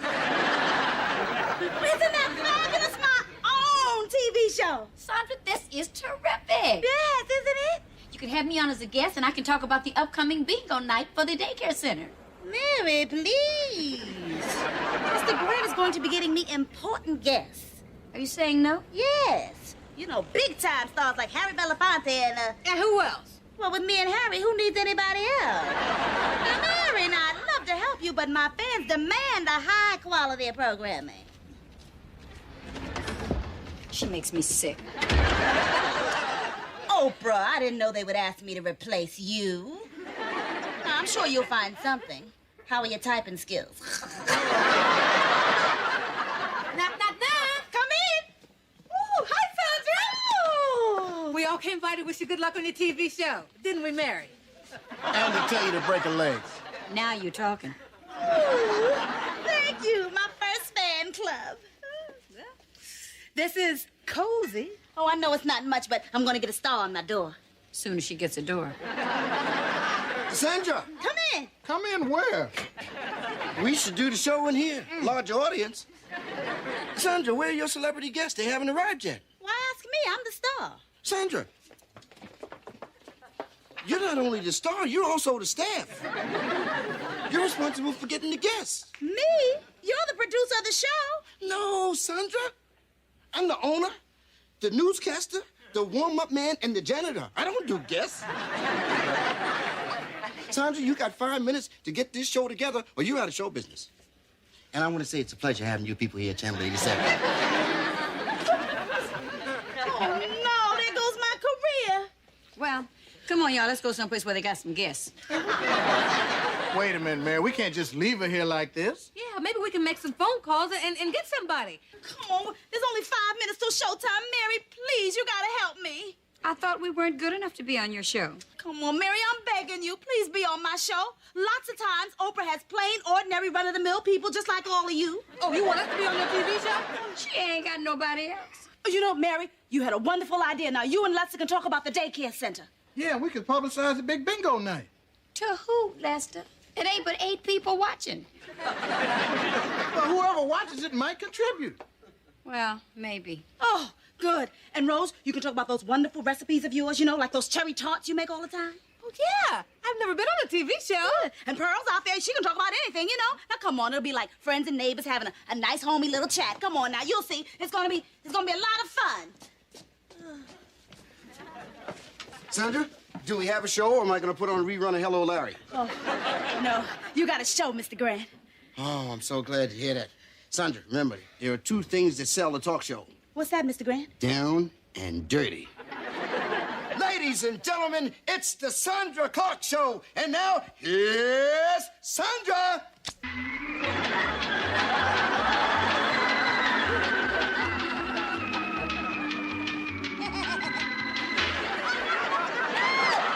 Good evening. My name is Sandra Clark, and welcome to the Sandra Clark Show starring Sandra Clark. Our subject for tonight is very important to all of us, especially in today's society. Sex in the 80s. Does it still sizzle? Mary? I am not here to talk about sex in the 80s. I'm here to talk about the daycare center. And I'm here to talk about tarts. Good. That's not what I meant. This is Rose Holloway, one of my guests, eager, single, and available. Sandra. Come on, y'all. Mary, sit down. I want to hear about sex in the 80s. So far, it's been a bust. That's Pearl Shea, married 4 times and an expert on our subject for tonight. Sandra, you're embarrassing her. Oh, no, she's not. If you've got it, you've got it. Trouble is, I don't remember where I put it. Pearl, you're too much. Sandra, if we stay, we are going to talk about the daycare center. And the big bingo night next month. This is Lester and Mary Jenkins, who'll talk about sex from the married point of view. I will not. That sounds familiar. That's the married point of view. Look, Sandra. Later, Mary, later. We gotta grab this audience right now. We all know that it's not easy meeting the right man. Is it, Rose? That's why you're out night after night prowling the single scene. Looking for any kind of cheap thrill. I resent that. If I'm out looking for a thrill, it certainly won't be cheap. Wait, did I say? Ooh, sex in the 80s, not a pretty picture. Can we talk about my bean soup recipe? We don't want to know nothing about no bean soup. We're talking sex here. If you're interested in donating to the daycare center, call 5. And now to our news desk for a late-breaking news story. We don't have a story, and the repo man just took back the desk. While they still have a telephone, call 555-2020. Yeah, but don't call collect, because we ain't taking no collect calls. Mary, after 20 years, does your marriage still deliver the same kind of spice? None of your business. Oh, hostile, defensive. That pretty much answers the question, doesn't it, Lester? I'm out of this. Lester, suppose you came home and found soft music, candlelight, imported champagne, and Mary in an expensive negligee. Now, what would you think? I think I better take a look at the checkbook. What do you mean by that? You know what I mean. I mean you've been in those stores again. Woo! I love it! This show's gonna be a hit. Oh, what happened? Who turned out the lights? Well, I told the electric people the check was in the mail. Well, why'd they pull the plug? I lied. I still can't believe the way we were arguing. I mean, right on TV. Mary, there were only 6 people watching. Well, I don't care. That was 6 people too many. It was embarrassing. It would have been even more embarrassing if they'd seen us trying to make up. Morning.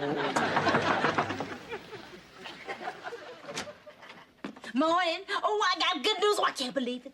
Oh, Lord, what now? I got an offer to go on another television show. And guess what? They want you and Lester, too. So what? What show? Dr. Ruth.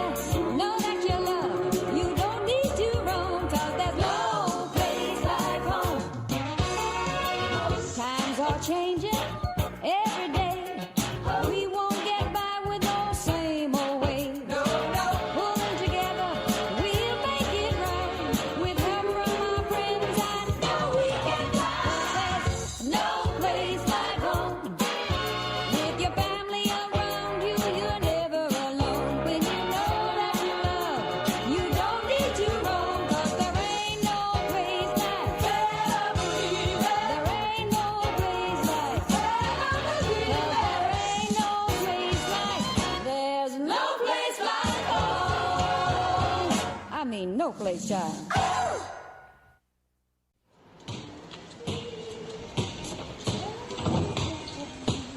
Hi, Pearl. Hi, Rose. Here you go. Oh, thank you, Mary. Girl, what about that ladies' auxiliary meeting last night? Downright amazing. Everybody paid their dues. Even Miss Sandra had her dues money.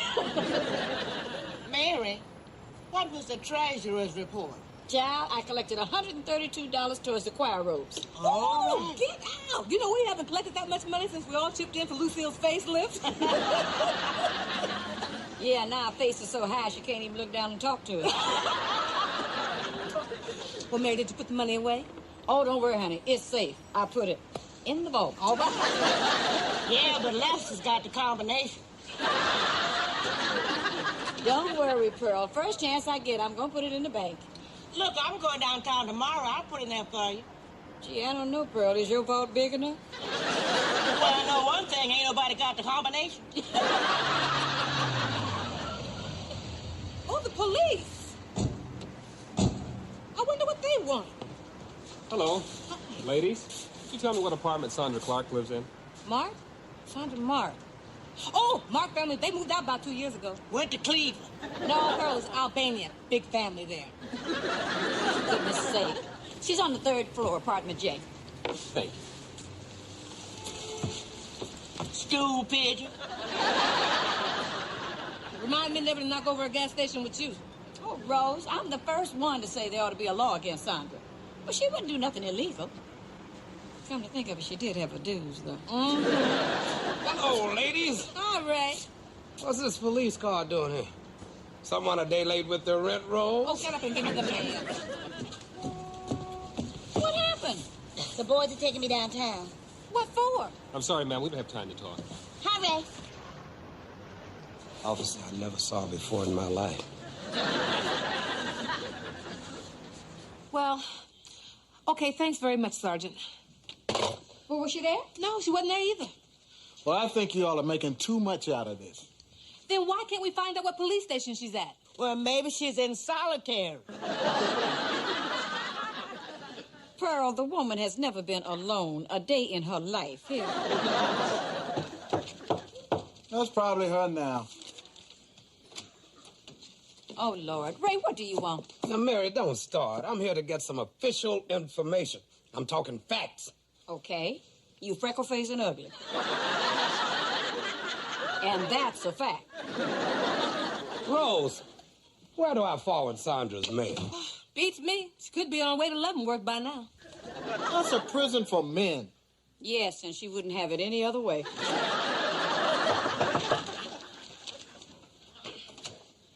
Sandra! She escaped! And stole her uniform. How did you get over that barbed wire fence? What are you talking about? Well, Sandra, we saw the police take you away. To the house of many slammers. Oh, they were taking me to work. See? Sandra, are you a cop? As of this morning, I'm an official member of the police department. If they give her a gun, I'm moving. Actually, I'm temporarily assigned to the Vehicle Placement Enforcement Division. What? She's a meter maid, y'all. If Sandra is a meter maid, I'm gonna start using slugs. Good day, y'all. Well, this is just a temporary assignment. When I pass the test for the academy, I can become a full-fledged police officer. Well, that certainly gives me a sense of security. Yeah, I know I'll sleep better nights. And you can thank Bill, that handsome piece of hunk that picked me up this morning. He recruited me. He said I had just the right qualifications. 36, 24, 36. Does he know your IQ is 000? Now, Sandra, you know this is just another one of your harebrained schemes to get surrounded by men. Now, Mary, I resent that. I take my responsibility to uphold the law very seriously. And besides, Bill's got a thing for women in uniform. Then why don't you join the Redskins? Come on, Mary, let's give her a chance to do her job. She'll probably make a very good meter maid. Mm-hmm. She does have experience parking overtime. Oh, Lester, thank you. And for being so nice, I'm going to save you a trip. Here. What's this? A parking ticket. You're an inch and a half into the red zone. What? It's a 903. It's a 904. Oh, what's the difference? It's still $35. You're giving me a ticket for an inch and a half in the red zone? Hold it, Lester. I haven't put in your attitude yet. You still happy for her, Lester? Want to chip in for a gift? Imagine Sandra Clark working for the police. Well, she's qualified for one thing. The manhunt. Come on, girl, let's go get this sale. You can't go nowhere. People better after you and try to Pearl, what's wrong? Some dirty low-down bum mugged me. Oh, no. Are you all right? I'm fine. Oh, thank goodness. Did he get any of your money? He got a tube, my lipstick, my amber red, and my purple eyebrow pencil and my stun gun. Your stun gun? Well, why didn't you use it? I was too stunned. Well, did he get your money? Oh, no, he didn't get a cent of my money. Oh, that's a relief. But they got all y'all's dues money. Now, Pearl, honey, you just calm down. Here's your tea. And don't even think about blaming yourself for losing the money. I don't. I blame you. Pearl, I heard what happened. I came over as soon as I could. Are you okay? Yes, officer. I'm going to take Pearl down to the police station and fill out a report. Oh, I can save you a trip. You're looking at one of Washington's finest. You're a meter maid, Sandra. A meter maid. Well, I'm still capable of taking a report. I read the chapter on it last night. Now, just the facts. Name? You know her name. Oh, okay, I'll skip that section. Now, in your own words, what happened? Well, I was walking through the park at Olive Street, and I was carrying my black alligator bag. Oh, Pearl, that's too formal for the day. You should only carry that in the evening. Yes, Pearl. Next time, remember to get mugged in the evening. Then, what happened? Well, I sat down on a bench, and somebody come up behind me and snatched my purse. Aha! Give me a description. Oh, I saw a hand with 5 fingers. Well, that eliminates everybody with 6 fingers. Pearl, you mean you only saw his hand? Mm-hmm. But if I ever see it again, I'm gonna shorten his lifeline. Pearl, don't try to leave town. You're under the jurisdiction of the Penal Code, the Municipal Code, and the Morse Code. And Pearl, remember, you have the right to remain silent. And so do you. Come on, now, let's go to the police station. All right. Yeah. Okay, great. I mean, I'm tired of them. I know, you can't even go to the muggers park. get away. Can't do nothing. Everybody. Pearl? What'd they say? Well, that was a waste of time. Anyway, thanks for bringing us home, Officer Sims. That's all right. The captain wanted you all out of there as quickly as possible. He's been behind that desk too long. I should have given him a ticket for impersonating an officer. This is ridiculous. Police can't do nothing about that mugger. Well, you didn't give us much to go on. We need a little bit more than just a description of his hand. Well, next time we'll give you his ring size. Well, on the way upstairs, Bill and I were talking, and he has a couple of ideas. Oh, great. You have a plan? Yes, Saturday we're going to start with a little dancing and maybe a candlelight dinner and... I think she's more interested in plan B. You know, the thief, the bad guy, the perp.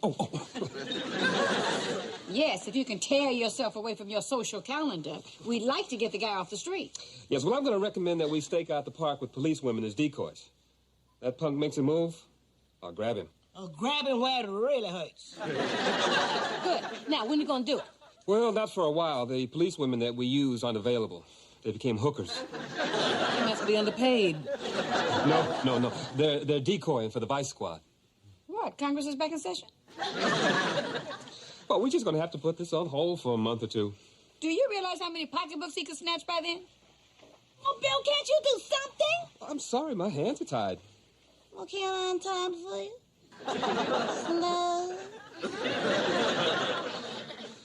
Well, I'm afraid that I can't help you very much. I better get going. I'll see you tomorrow. Sorry. He's the one that's going to be sorry. Saturday night, I'm going to put him on hold for a month or two. Well, it's just not fair. That mugger got away with all our dues money, and all we got to do is stand here and take it? Rose is absolutely right.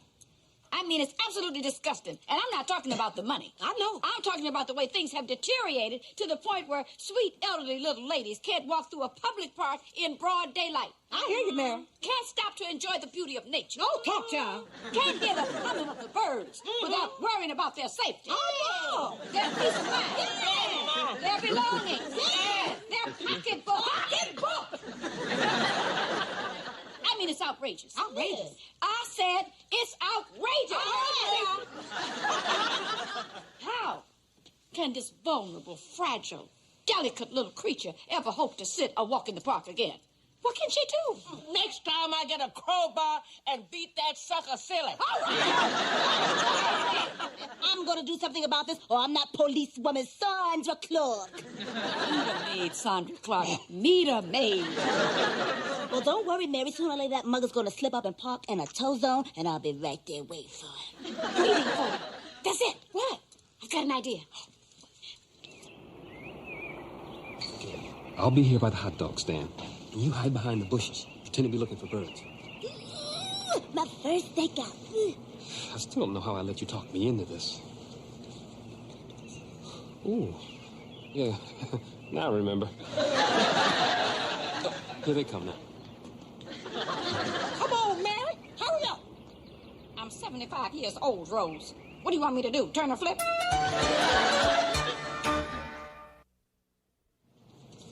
And remember, ladies, you're just bait. Don't try anything fancy. In these clothes? Well, Mary's a good thing you kept last year's dress. I hope that job gives you hospitalization. Ladies, please. Please, I shouldn't even be here. I'm doing this on my off duty. If anything goes wrong, it's gonna be my neck. Now, Sandra and I'll be watching you the whole time. Just relax and don't try to be heroes. Heroes? I didn't even want to be an old lady. You heard the man. He'll be watching us. Oh, you safe? Safe? I'd feel safe if I had my Reeboks on. You mean your orthopedic Reeboks? You're supposed to be old, remember? I know. We're supposed to be in our 80s. You in your 80s. I'm in my 70s. Well, we better sit down. If we can. Yeah. Thank you. Help me now. Help. Well,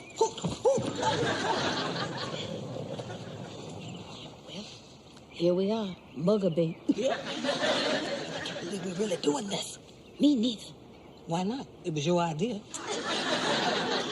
Mary, I hope we're not in any real danger. I'd like to live to be as old as I look.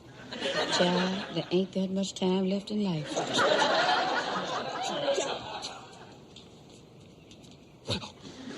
Sandra, what are you doing here? You're supposed to be behind the bushes. I want a hot dog. You know how hungry you could get on a stakeout. Okay. What do you want, mustard, relish? The works. Ooh-wee. I'd catch that mugger who wish I was a nurse instead of a cop. Sandra. I know. I'm only here to observe.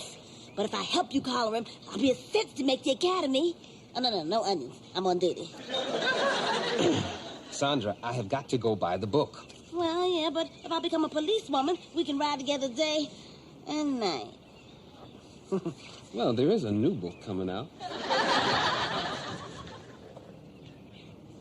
That's the second time that boy on the skateboard went by.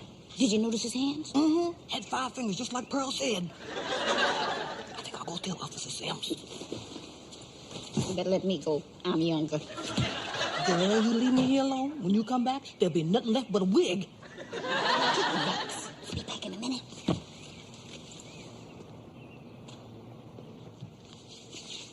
Officer Sims, that boy on the skateboard. He had 5 fingers. Did you see him? No. Don't give up your day job.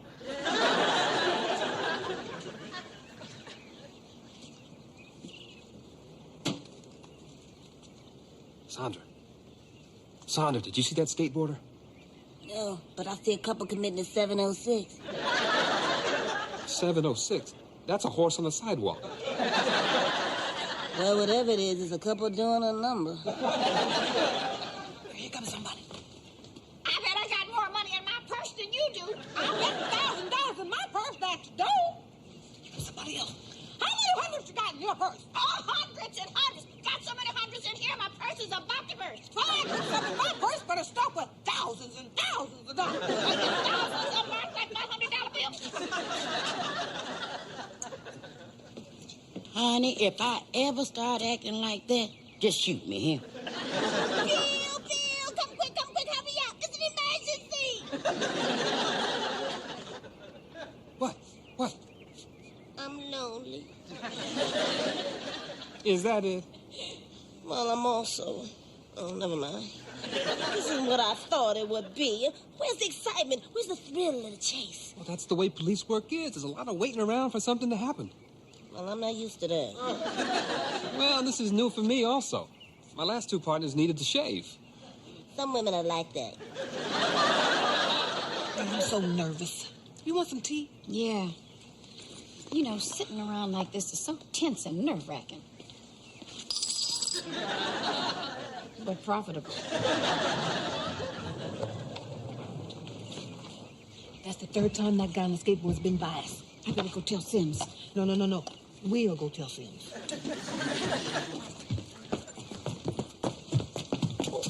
Would you relax? We're not looking for Jack the Ripper, you know. But they ain't caught him yet, have they?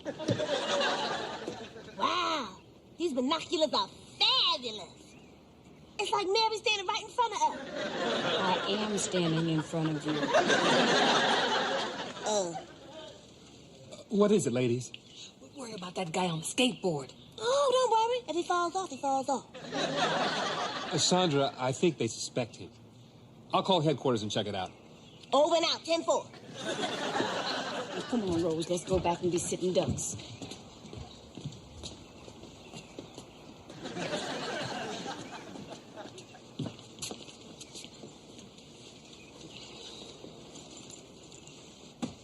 I bet that's him. Well, what do we do? Shoot, Sims is on the phone. Well, come on, we can't let him get away. All right, get your hands up and turn around slow. Bless us, Father, for we are stupid. Good afternoon, ladies. I wonder if I can sit down. I don't know, can you, Ben? I like a woman with fire. At your age, you should settle for a spark. You know, you ladies look like you're out for a good time. There's a party at the home tonight. Terrific food, champagne, and complimentary oxygen. Get lost. Now, man, let's hear the man out. There'll be party games, an orchestra, and dirty dancing. Dirty dancing? What do you take us for? Old ladies of the night? Get off our bench. If he sees us, he'll kill me. I know what's bothering you. You want me to get you a date for your friend. Hey, buddy. Hey, old timer, how can I help you? You gotta help me out here. I got 2 live ones here. These two? At my age, if the vultures ain't circling over them, it's a date. Ladies, what were your names again?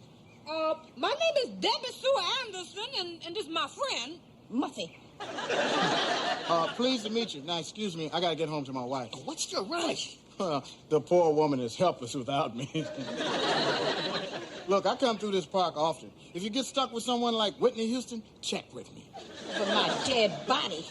What was that? Oh, she said it was time for a hot toddy. Oh. Say, you know, you two look familiar. I got it. Weren't you in Roots? God damn, I got movie stars. Hey, I gotta get going, old timer. Don't stay out here too long. It'll get cold soon. Yeah, but don't you worry about me. All I gotta do is rub these 2 ladies together and warm things up.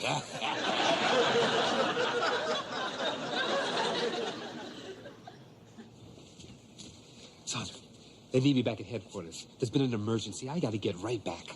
I thought you were off duty. Hey, when they need you, they need you. We're gonna have to call the stakeout off. Oh, there goes my chance to be in the academy. I'm sorry. Look, I better tell Mary and Rose. Oh, no, Bill. You know, since you're in a rush, I'll tell her myself. Well, okay. Thanks. I'll tell him all right. Right after I catch that thief. I'm gonna get myself a drink of water. Now, while I'm gone, I want you girls to think about love, romance. That man's got a one-track mind. We got to get rid of him. I can't believe it. Here comes that guy on the skateboard again. Mary, he's got to be the mugger. Well, it's now or never.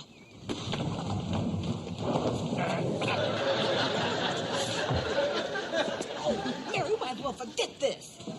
Pearl, I've been all over this park looking for you two. Well, who is this lovely lady? That's my daughter, Pearl. I'm her baby daughter. My name is Franklin McGee. Oh. What do you think about hot tubs? Well, for sheets and pillowcases, it's all right, but I do my undies in cold water. Charming. The hand, here's the price tag. Give me that first woman.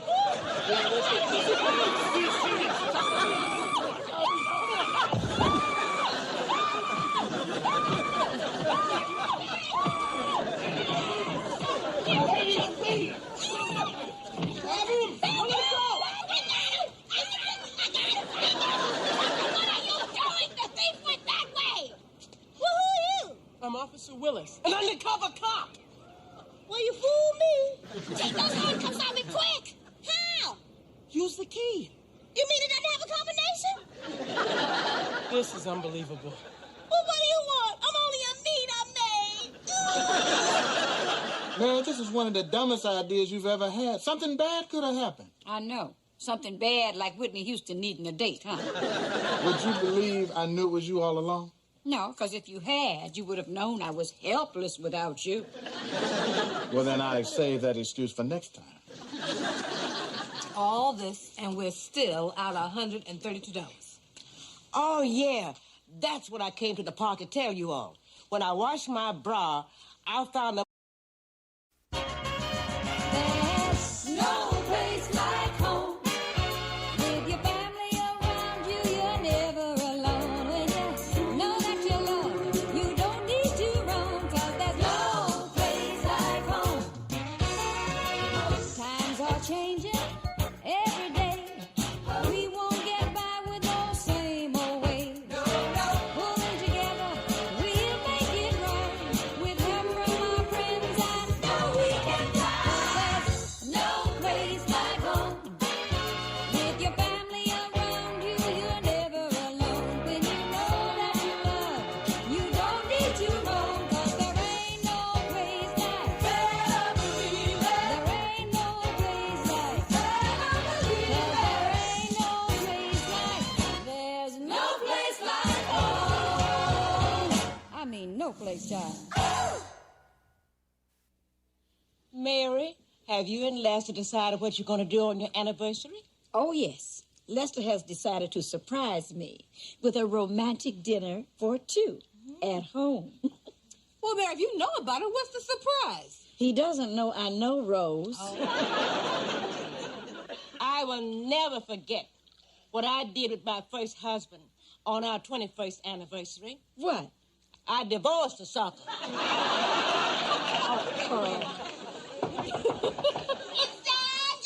I wish I could divorce my neighbor.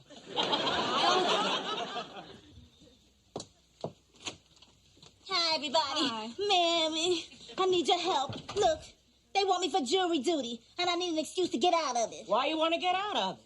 Because what jury duty will do to my social calendar is criminal. You know, Sandra, most people called for jury duty are never used. My friend Francine just sat around playing games with a bunch of guys. I don't have to leave home for that, Rose. Okay, Sandra, if you really want to get out of it, tell the defense attorney that you think the accused is guilty. Tell the prosecuting attorney that you think the accused is innocent. But most importantly, tell them both you have to get back to the mother spaceship. Sandra, you ought to be ashamed of yourself. Don't you know what a privilege it is to serve on a jury? Tell it, girl. I mean, we live in a country where a man is at least supposed to be innocent until proven guilty. Work it, Mary. You ain't working it. You ought to get down on your knees and give thanks that you have the opportunity to at least see that a man gets a fair trial. Oh, right. Oh, Mary, you're right. I hadn't even stopped to consider the greatness of this opportunity I've been given. I might meet a cute attorney.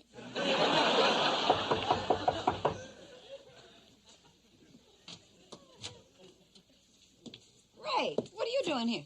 Mary, I know this is going to be hard to believe, but I delivered this letter to the wrong address. Okay. What's the part that's hard to believe? Anyway, I wanted to bring it up to you in person. You don't have to tip me. Lunch will be enough. Ray, you were born out to lunch. Okay, I'll bring it back around dinner time. Good. That'll give me time to buy a pit bull. I don't care what you serve. You cook it, I'll eat it. Ray, who's that out in the hall? Who? You.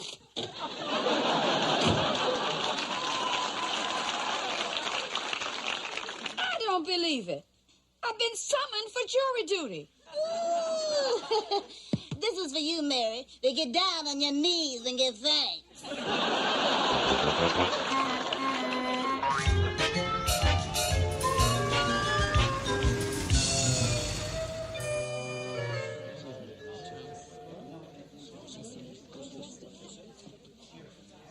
Where have you been? You're late? Oh, I'm sorry. The traffic was just terrible. Funny. There wasn't too much traffic for the 10 of us. You know, honey, you really should try eating some bran in the morning. I don't know how I got selected for this jury. I did everything Rose told me, and still both attorneys picked me. And did she tell you to wear that tight-fitting low-cut dress? Oh, yeah. Oh, you're right. Oh, Mary, you don't know how lucky you are. Stunning looks are a curse. How would you like for me to remove that curse? Well, we sure hit the jackpot with this case. I think it's great that this is a murder trial. Do we get paid more for this? No, it's still $5 a day. We get paid for this? Wow, what a country. Money isn't the issue. A man's life is at stake here. Oh, what's one less man in this world? Where do they get these people? Ladies and gentlemen of the jury, the trial of the District of Columbia versus Victor Douglas is about to begin. So, if you will proceed into the courtroom, please. Thank you. Mary, don't bother to save a seat for me, okay? I'm gonna sit with him. Well, Mary, what's it like being stuck on a jury 8 hours a day for 2 weeks with Sandra? I think it's classified as cruel and unusual punishment. Mary, do you think that slime bucket killed his wife? I don't know how many ways to say this. We are not allowed to discuss the case. Oh, Mom, you can tell us we're family. No, you're not. I've never seen you before in my life. I'll get the dessert.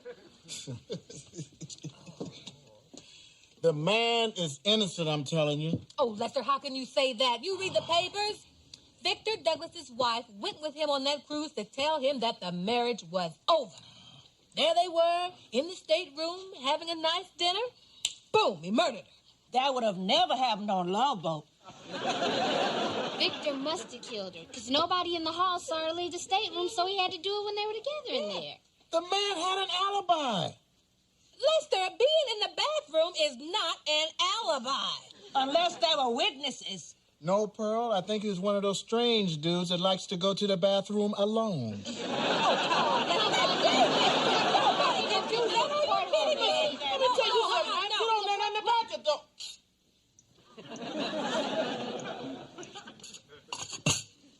Oh, forgot the cake knife. All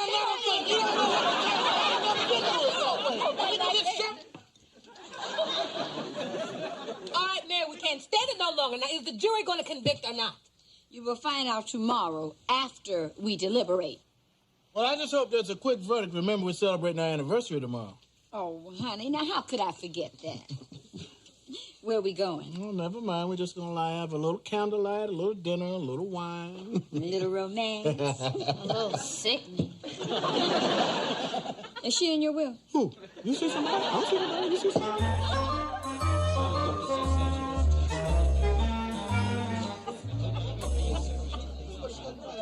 People, quiet, please, quiet. Could everyone take their seats? Thank you. Now, let's get down to business. First, I would like to compliment you on your wisdom in electing me foreperson. Nobody else wanted that job. That as it may, when the framers of our Constitution gathered in Philadelphia, Pennsylvania, could we speed this up, please? I mean, we have families at home waiting for us. I live alone. No. Could we take a preliminary vote just to see where we all stand? Who got elected, you or me? Can we take a preliminary vote just to see where we all stand? Write your verdict on a piece of paper and pass it down to me. What are our choices? I think that would be guilty or not guilty. Jeez, how do you remember all that? $5 a day, you get what you pay for, huh? All right. Guilty. Guilty. Guilty. Guilty. Guilty. Guilty. Guilty. Guilty. Guilty. Looks like we're going to have an early lunch. Guilty. Guilty and not guilty. Oh. Not guilty. Well, now, wait a minute. Whoever it is has a right to vote the way he or she feels. Okay, who's the bird brain? Someone one who dots their I's with a happy face. It's much favor.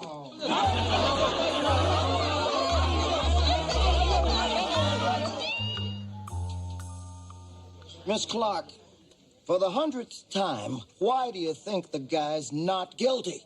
Well, I have a reasonable doubt, and that's all I need to vote not guilty. Now, that's what Maurice told me. Oh, Reese, you're a hairdresser?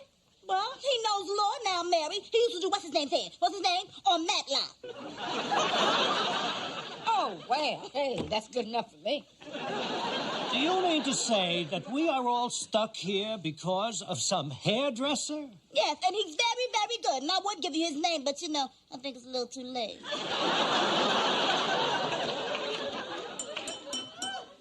Why don't we take a 10-minute break and clear our heads? Harriet, some of us have nothing to clear.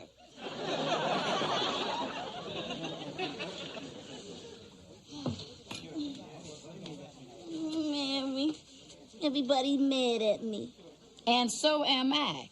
You're keeping all of us from going home early, and you know my anniversary is tonight. Yeah, but look, Mary, they never did find Victor's wife's body. Because he threw her overboard. Have you seen the size of those ship's portholes? You can barely stick your head through to thaw up. I know, I tried. For your information, their stateroom had its own private poop deck. I mean, all Victor had to do was open the French doors, and the child was tuna salad. Well, I don't care. They still never did find her body.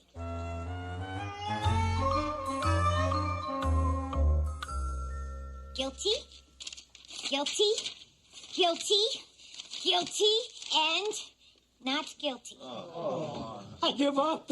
I'm gonna kill that woman. No, with me. No, I voted guilty. See? There's no happy face on that ballot. Then who was it? Who changed their mind? I don't think it was me. Okay, I admit it. It was me. I changed my vote. What is this, you two in some kind of conspiracy to drive us nuts or what? Look, I had a reasonable doubt, okay? I mean, it's beginning to bother me that nobody ever found the body. That's because Victor threw it over the poop deck, Mary. Weren't you listening to what you said? The judge would like to know if you've reached a verdict yet. No, it's still 11-1. All right. Who's the troublemaker? None of your business. It was you, wasn't it? You better call the judge. We'll have to continue tomorrow. Don't leave. Not until I come back with the judge's instructions. Oh. All right, everyone. I just spoke to the judge, and he is not a happy camper. What time should we come back in the morning? 8 o'clock. The bus will pick you up in front of the hotel at 7:45. What bus? What hotel? Are we on a tour? The judge isn't ready to accept a hung jury, and since the media is playing this case up, His Honor has decided to sequester all of you in a hotel for the evening. Oh, no, look. My husband and I are celebrating our anniversary tonight. Well, he'll just have to start without you, won't he? Shall we go? Well, Mary, here's another fine mess you've gotten us into.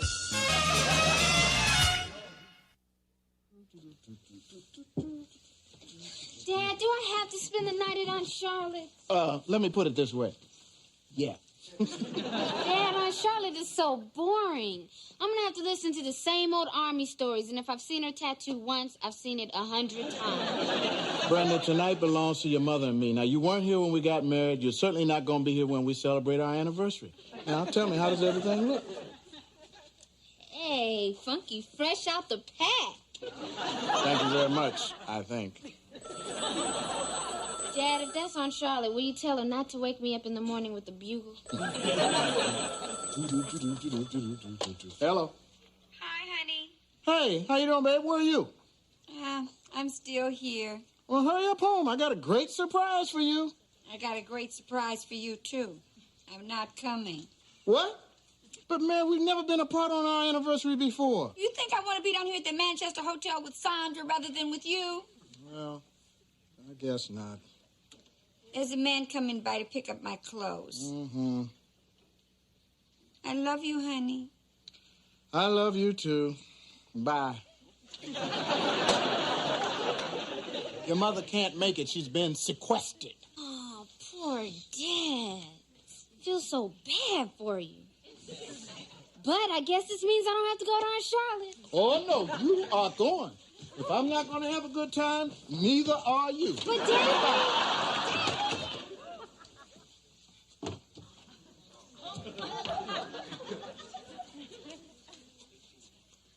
What you doing?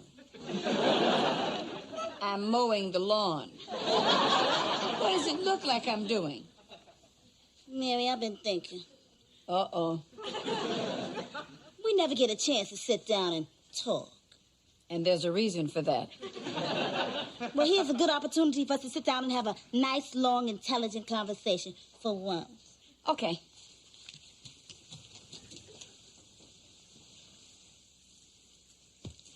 You start. In your whole life, how many football players have you gone out with? So much for conversation. Come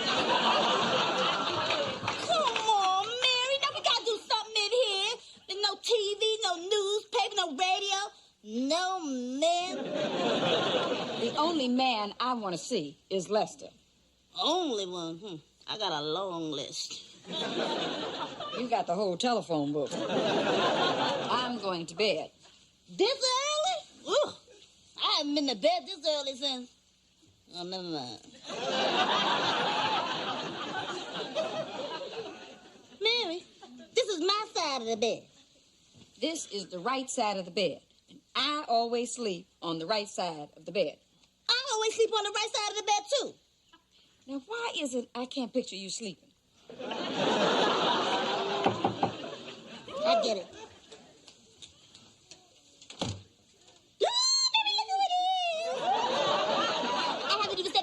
Yet. What are you doing here? I volunteered for duty tonight, so if you need me, I'll be in the hallway eating oysters. Excuse me. I'm the house mother, and I'm sorry, but little Sandra can't come out to play. Oh, well, I'll just stop by later to check on you when the den mother's gone to sleep. I just love oysters. Well, if I can't be with the one I love, I'm going to sleep.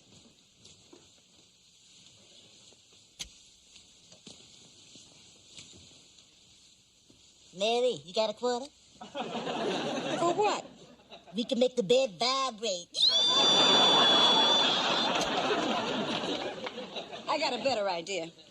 Why don't we tie these sheets together and I lower your butt out the window? Mary, we on the 10th floor. Oh, let's give it a try. Oh, Mary, that's probably the bailiff again. Let's turn off all the lights now. I'm gonna punch his lights out.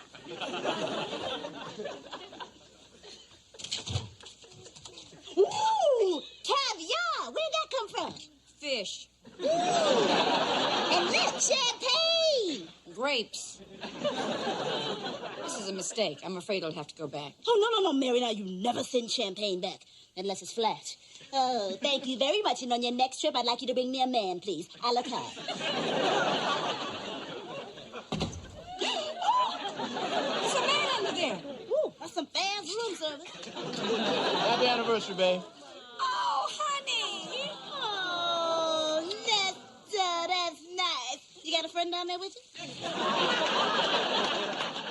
Honey, how in the world? Just a little payoff to the kitchen. Oh, but honey, it's not safe for you to be here. Oh, just a quick toast and room service can wheel me right back out of here again. Lester, if you're caught, it's jewelry tampering. Hey, there's only one juror I want to tamper with. Come on, babe. Not in front of Sandra. Ooh, that's okay, Mary. Just act like I'm not even here. I've tried that for years. Well, I'm just going to pour out a little champagne and make a little toast to my wonderful wife of 21 years who I always loved. Oh, honey, and to my wonderful husband, who's made me the happiest walnut in the world. Sandra, would you stop it? Sandra, it's me, Andrew. Mary, it's the bailiff. Quick, hide in the back.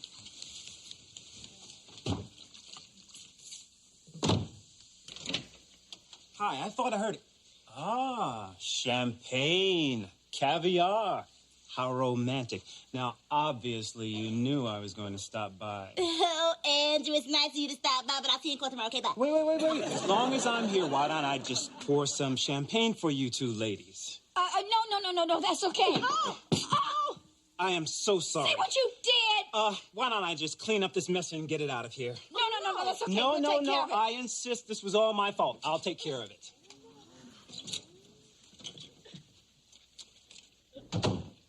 Okay, honey, you can come out. He's gone. Yeah, but he took the getaway car. Now what am I going to do? Honey, are you finished? In more ways than one.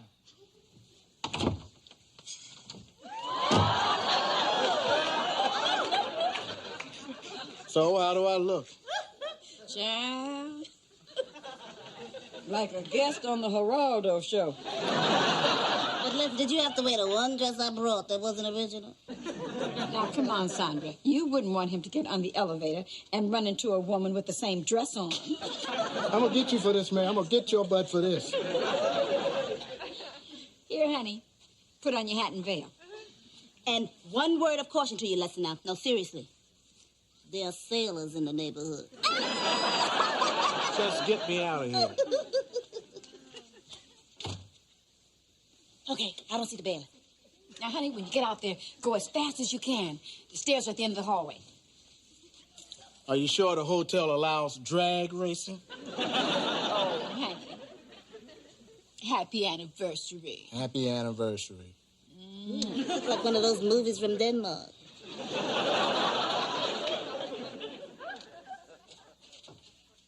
Hey, hold it. You can't go in there, miss. Oh, I'm sorry. That is Mrs. I'm looking for the honeymoon suite.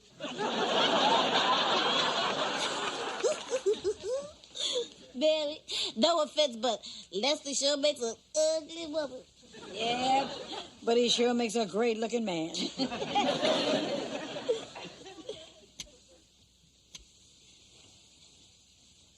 you imagine Pearl's reaction when she sees Lester wiggling up those stairs? Hey, that explains it. What? That explains what happened to Victor Douglas's wife. You're trying to make us believe that Victor's wife walked out of the stateroom dressed as a man? Well, it's possible. I mean, while Victor was in that bathroom, she could have put on his clothes and ducked out of there. I'm confused. No kidding. Isn't that a little far-fetched? Maybe, but it's possible. Right, Sandra? I can see how that could happen. Yeah. Funny you should say that. Last night, I peeked out my door, and I saw this woman running down the hall, and I could have sworn she had a mustache. So, it's possible, right? Right. And that's a reasonable doubt. Mary Jenkins' argument convinced her fellow jurors, and Victor Douglas was found not guilty. 6 weeks later, Victor's wife was found on the French Riviera with his best friend. Sandra Clark is dating the bailiff, who is now broke but has a permanent smile on his face. Larry the juror is seriously considering running for vice president of the United States.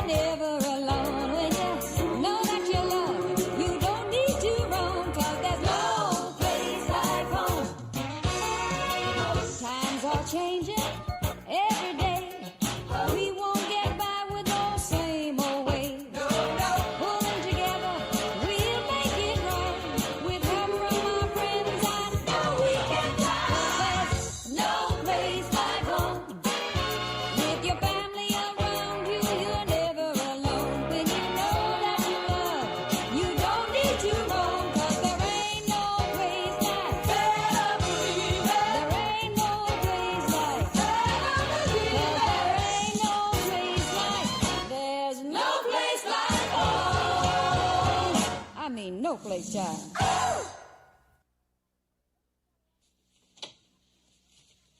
You know, we ought to have a great rummage sale with all this stuff we've collected. Yeah. But you know, this table of Lorraine seems too nice to give away. Oh, that's part of her divorce settlement. I know. She got the furniture in the apartment, and he got the car and a younger wife. Would you believe it? Lorraine's husband leaving her for a younger woman? What would be unbelievable is if he left her for an older woman. Who is he with? The Busybody Steel Door Company? Now watch it, lady. If you're not careful, you're gonna end up like Lorraine. You're not careful. You're going to end up with a nose like Pinocchio.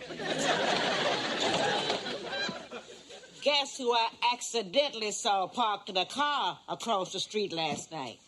Pearl, now you know you can't see that far. With my telescope. It was... Do you have to make that racket? I'm sorry. I didn't know this was the public library. But that's what you don't know, make a new world. Rose, why did you buy a steel door in the first place? Oh, they're sturdy, easy to clean, and they last forever. In other words, the salesman was cute. I gotta get going. What does he want? Us to throw him a party? Miss Holloway, there's something the matter with your doorknob. Now, you can open the door from the outside, but you can't open it from the inside. Wait a minute. You gonna leave it like that? Well, I put a wedge under the door there. Just don't close it. I'll be back in a couple of days with a new doorknob. A couple of days? Yeah. I'm going on vacation. This is hard work. Well, ain't that about a blip? Ladies! Oh, there you are. Wait till you hear this. Ooh, can you keep a secret? No! All right, I won't tell you. Oh, no, we're locked in here. How did that happen? You, that's how it happened. The door can't be opened from the inside. Oh, we're gonna die. Pearl, we are not going to die. Don't make such a big thing out of it. Calm down. Thanks to you, Sandra, we're trapped in here. Well, we can't be trapped. In 1 hour, I'm supposed to go to the Bahamas with a very famous person. Well, I hope it's Superman, because that's the only way you're getting out of here. Well, he is faster than a speeding bullet. Oh, what are we worried about? I mean, Brenda and Calvin will be here soon. They'll find us. Look, all we have to do is do what Mary says. Just stay calm and wait. Yeah, well, that's great for you. You all lead a dull existence anyway. But I gotta go to the Bahamas. Help! Help! I'm trapped in here with a room full of women. Help! Oh, Mary, what are you doing? I'm plucking straws. Then we're going to turn off the light, and the one with the short straw gets to kill your butt. Oh, well, that's the thanks I get, huh, for being nice and coming down here to make you envious. Poor Calvin. When I'm gone, who's gonna holler at him? Pearl, you are not going to die. You're not going anywhere. You've been here almost 50 years, and you'll be here another 50. 50 years? Rose, don't you think it's time you repainted my apartment? Oh, you've been here that long? Yeah, she was one of the first ones of us to move in this building. I sure was. I'll never forget that day. Mom and I heard about this apartment for rent. Well, I arranged to meet her there right after work to take a look at the place. Of course, I was much younger then. Carry that for you, girlie. Big, strong, good-looking man like you. Maybe you can. What have you got in here? My homemade fruit cake. Feed that to the Germans? We'll win the war. Mama, you're here. I'm not only here, I'm $3 a head and raisins. Do what you want. But the lady across from you is holding 3 aces. 4. Beat it, girls. I got to talk to my Pearl here. Now, the apartment is in the back, but it's very nice. I put a 6-month lease on it. But I haven't even seen it. 6 months is plenty of time to see it. It's not that big. I was hoping for something spacious and airy, with a view. Like this apartment right here. Sorry, that's my place. Well, honey, it's wartime, and you got to take what you can get. Well, at least we have a place all our own. Right. It's all yours? Between the hours of 8 p.m. and 8 a.m. What? All the apartments, they're rented in shifts. We match up the tenants according to their work schedules. You mean to tell me I can't go upstairs right now and take a bath? Not unless you want to share it with a 200-pound night watchman. What does he look like? Never mind, child. He's more on my type. I don't believe this. I've been drafted. I'm gonna be leaving all my friends. There. Can we have your apartment? Well, he came back from the war, and we argued about who would take over the apartment. So I married him, moved in, and kicked him out. Look, I'm desperate. Anybody got a hairpin? Oh, Sandra, this is no time to be worrying about your appearance. Now I want to pick the lock. An old boyfriend showed me how. You mean you dated a locksmith? A cat burglar. It was only once, and I never saw him again. I don't have a hairpin, but I got a paper clip. What are you doing with... Doings? Let me see a jiggle to the left, wiggle to the right. She's talking about the lock or her walk. Oh, voila! Oh, I knew I should have dated him a second time. I don't want to die in a storage room. Pearl, if I have to tell you one more time you're not going to die, I'm going to let you die here. I told you Brenda will be home soon. They'll find us. Well, how can you be so sure? Because this is her allowance day. She'll find me anywhere. Oh, look, guys, my old suitcase. Forget it, Rose. You ain't going nowhere. Lord, I haven't seen this since the day I moved in. I had to do the moving in all by myself. My husband was in the Army then, and when you know it, he couldn't get a furlough.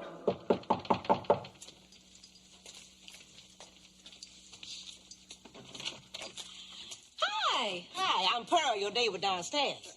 I thought you'd like to have a cup of coffee. Well, right on. Is that a yes or no? Oh, it's a yes. Good. I'll wait while you make it. Oh, I'm sorry, Pearl. My pot's still packed away. That's illegal, isn't it? My coffee pot. Oh, okay. I'll come back tomorrow. That is, if you're still here. Well, wait. Why wouldn't I still be here? Well, nobody lasts the night in this apartment. Well, why don't they last the night in this apartment? It's the Henderson curse. The Henderson curse? The Henderson curse. Well, what is it? I'm sorry, I said too much already. Good night. But Pearl, wait a minute. What is the Henderson curse?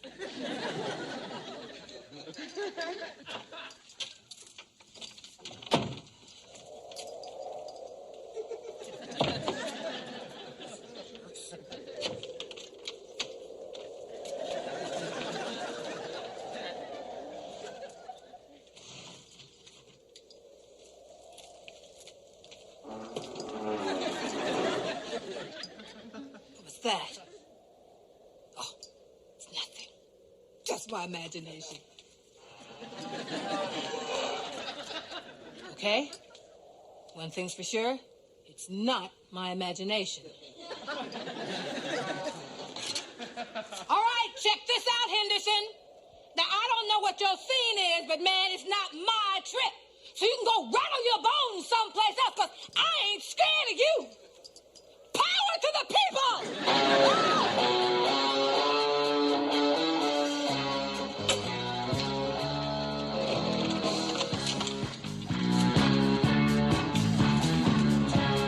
Hey, knock it off in there! Knock it off! Be cool, man!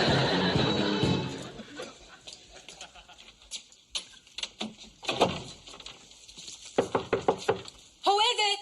Your neighbor.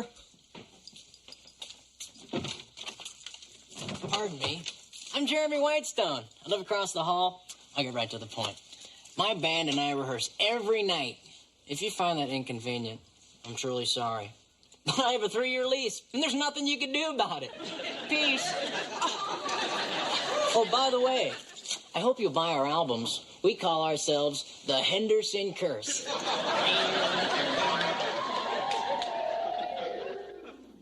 Child, I still remember you in these noisy beats.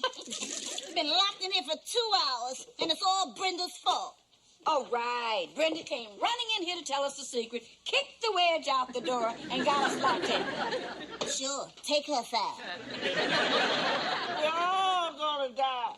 I sure am glad I didn't pay last month's rent. Would you guys stop being so negative? Why don't you put your heads together and try to come up with a way to get out of here? Okay. We got it. Help! It worked! We've been looking all over for you guys. Oh, it stays. What are you all doing down here? Oh, Calvin, I'm so glad to see you. Oh, Grandma.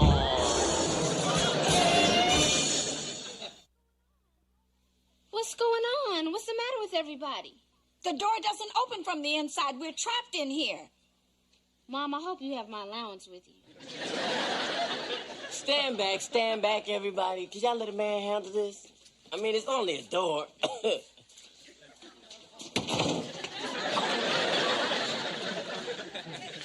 Door opens in, genius. Oh. Okay, now what? Oh, there's still Lester. When he gets home, he'll be so hungry, honey, he will come looking for me. I don't think so, Mom. Dad's not coming home. Oh, well, at least he waited till Brenda was grown. What are you talking about, Brenda? Dad called and said he's going to Philadelphia to see a ball game. He won't be back until late tonight.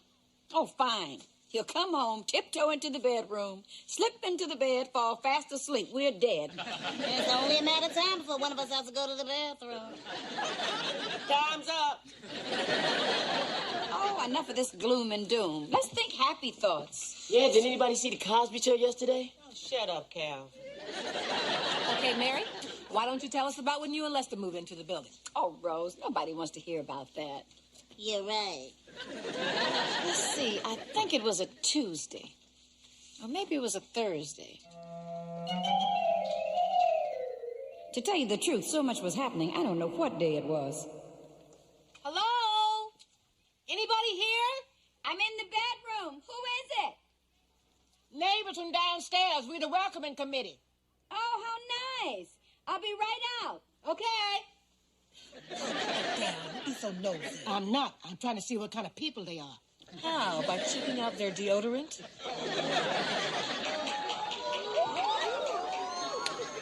I declare, who hangs wallpaper in their bedroom with wagon wheels and hoof prints on it? Welcome to the building. I'm Rose Holloway, and this is Pearl Shea.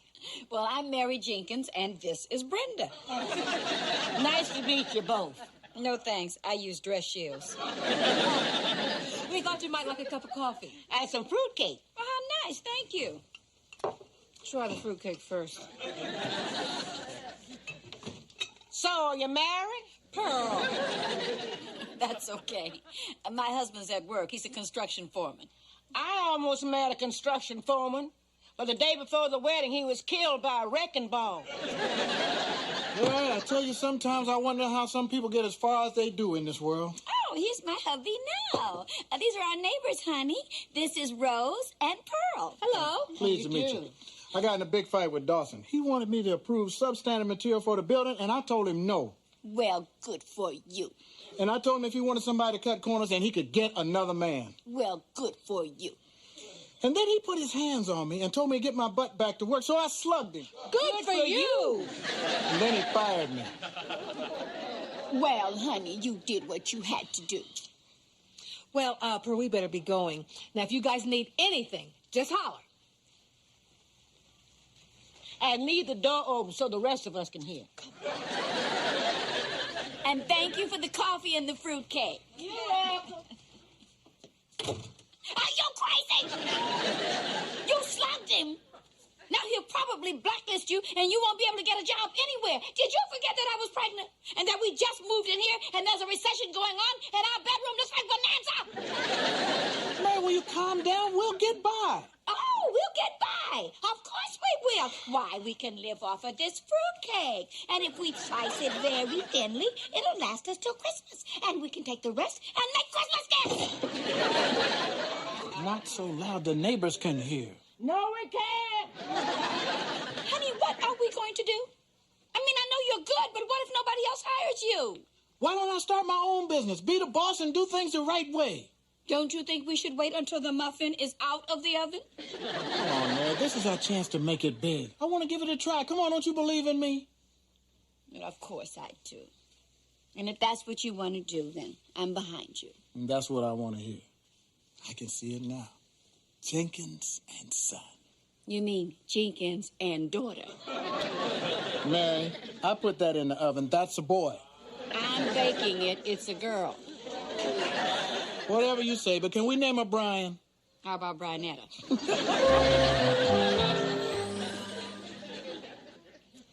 3 months later, Brenda was born, and everything turned out fine. And now I'm 17, and Calvin's the closest thing I've had to a real boyfriend. You call that close? We never even really kissed.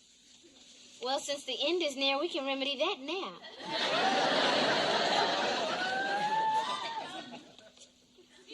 You do, and the end won't be near. It'll be here.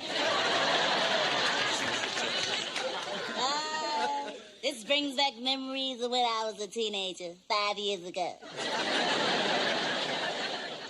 You must have been a leap year baby, because you sure leaped over a lot of years.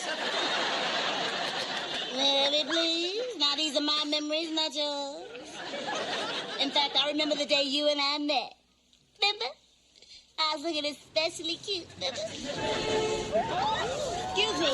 Could you tell me who I talked to about the vacant apartment? Oh, the owner's out of town. I'm in charge. My name is Mary Jenkins. Mary. What a fascinating name. Easy to remember. I bet it looks nice on an ankle bracelet. Well, I can see the S on your sweater stands for Swift. What's your name? Sandra Clark. But all my friends call me Sparkle. That's because I brighten things up wherever I go. Silly me. And I thought it was the sun. Do you have any references? Oh, here you go. Sparkle is the greatest. Tommy. Is that your boyfriend? No, he was my physics teacher. To whom it may concern, if I had a place, I would want Sandra to live there. Jack. Another teacher? Jack. Oh, he's a bus driver. I met him on the way over here. Wow, what a morning. Look how bright it is out here today. Nah, it's just me. This is my husband, Lester Jenkins. Honey, meet Miss Sunshine, Sandra Sparkle Clark. She's here for the apartment. Oh, nice to meet you, Miss Clark. What do you do for a living? I'm a cheerleader. Don't see many calls for that in the classified. Oh, but I'm very, very good. I was head cheerleader at my high school. Listen to this. Salisbury hot, Salisbury hot. We play clean, we play fair. We don't play dirty, but we can if we have to. Yeah! I wrote that myself. Let me guess. You graduated magna cum laude. I know this is no time for logic, but since you're in between cheers, how do you intend paying for this apartment?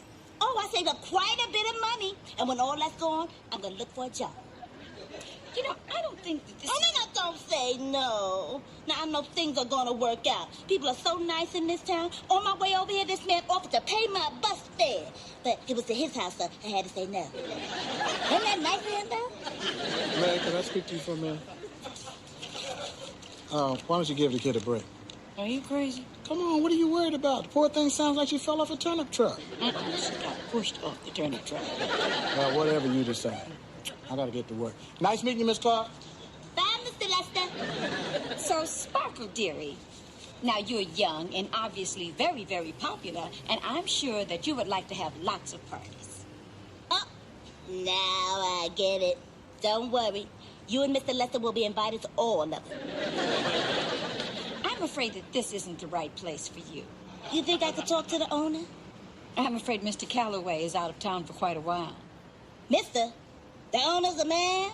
Oh, I'll be back. Neighbor.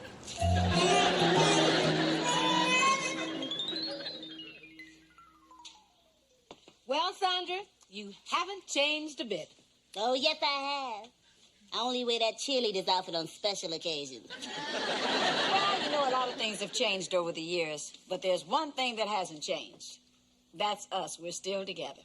Still friends. For better, for worse. For richer, for poorer.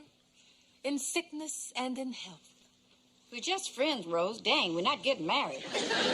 You know, this might be a good time to clear the air. What's left of it. Pearl?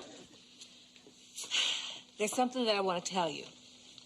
You're paying entirely too much money for your apartment. Well, Rose, there's something I want to tell you, too. I'm the one that reported you to the Housing Commission. Brenda, remember 2 years ago when I couldn't take you to the sock hop and I told you that I had strep throat? Well, the truth is, I went to the Redskins game. Yeah? Well, remember I told you I was going to stay home that evening and wash my hair? Yeah, you were lying too? No, I wasn't, and I'm never going to speak to you again. Mary, this might be a good opportunity for you and Sandra to straighten things out between you. Huh? Okay. Sandra, you owe me for 672 uninvited meals that you ate at my house. Maybe be serious. I'll start. I want to apologize to you for all the terrible things I ever said to you. You accept my apology? Oh, of course. And I would like to apologize for all the rotten things I've said to you. Man, you down here? And someday I will. We're here, Daddy! Here, honey!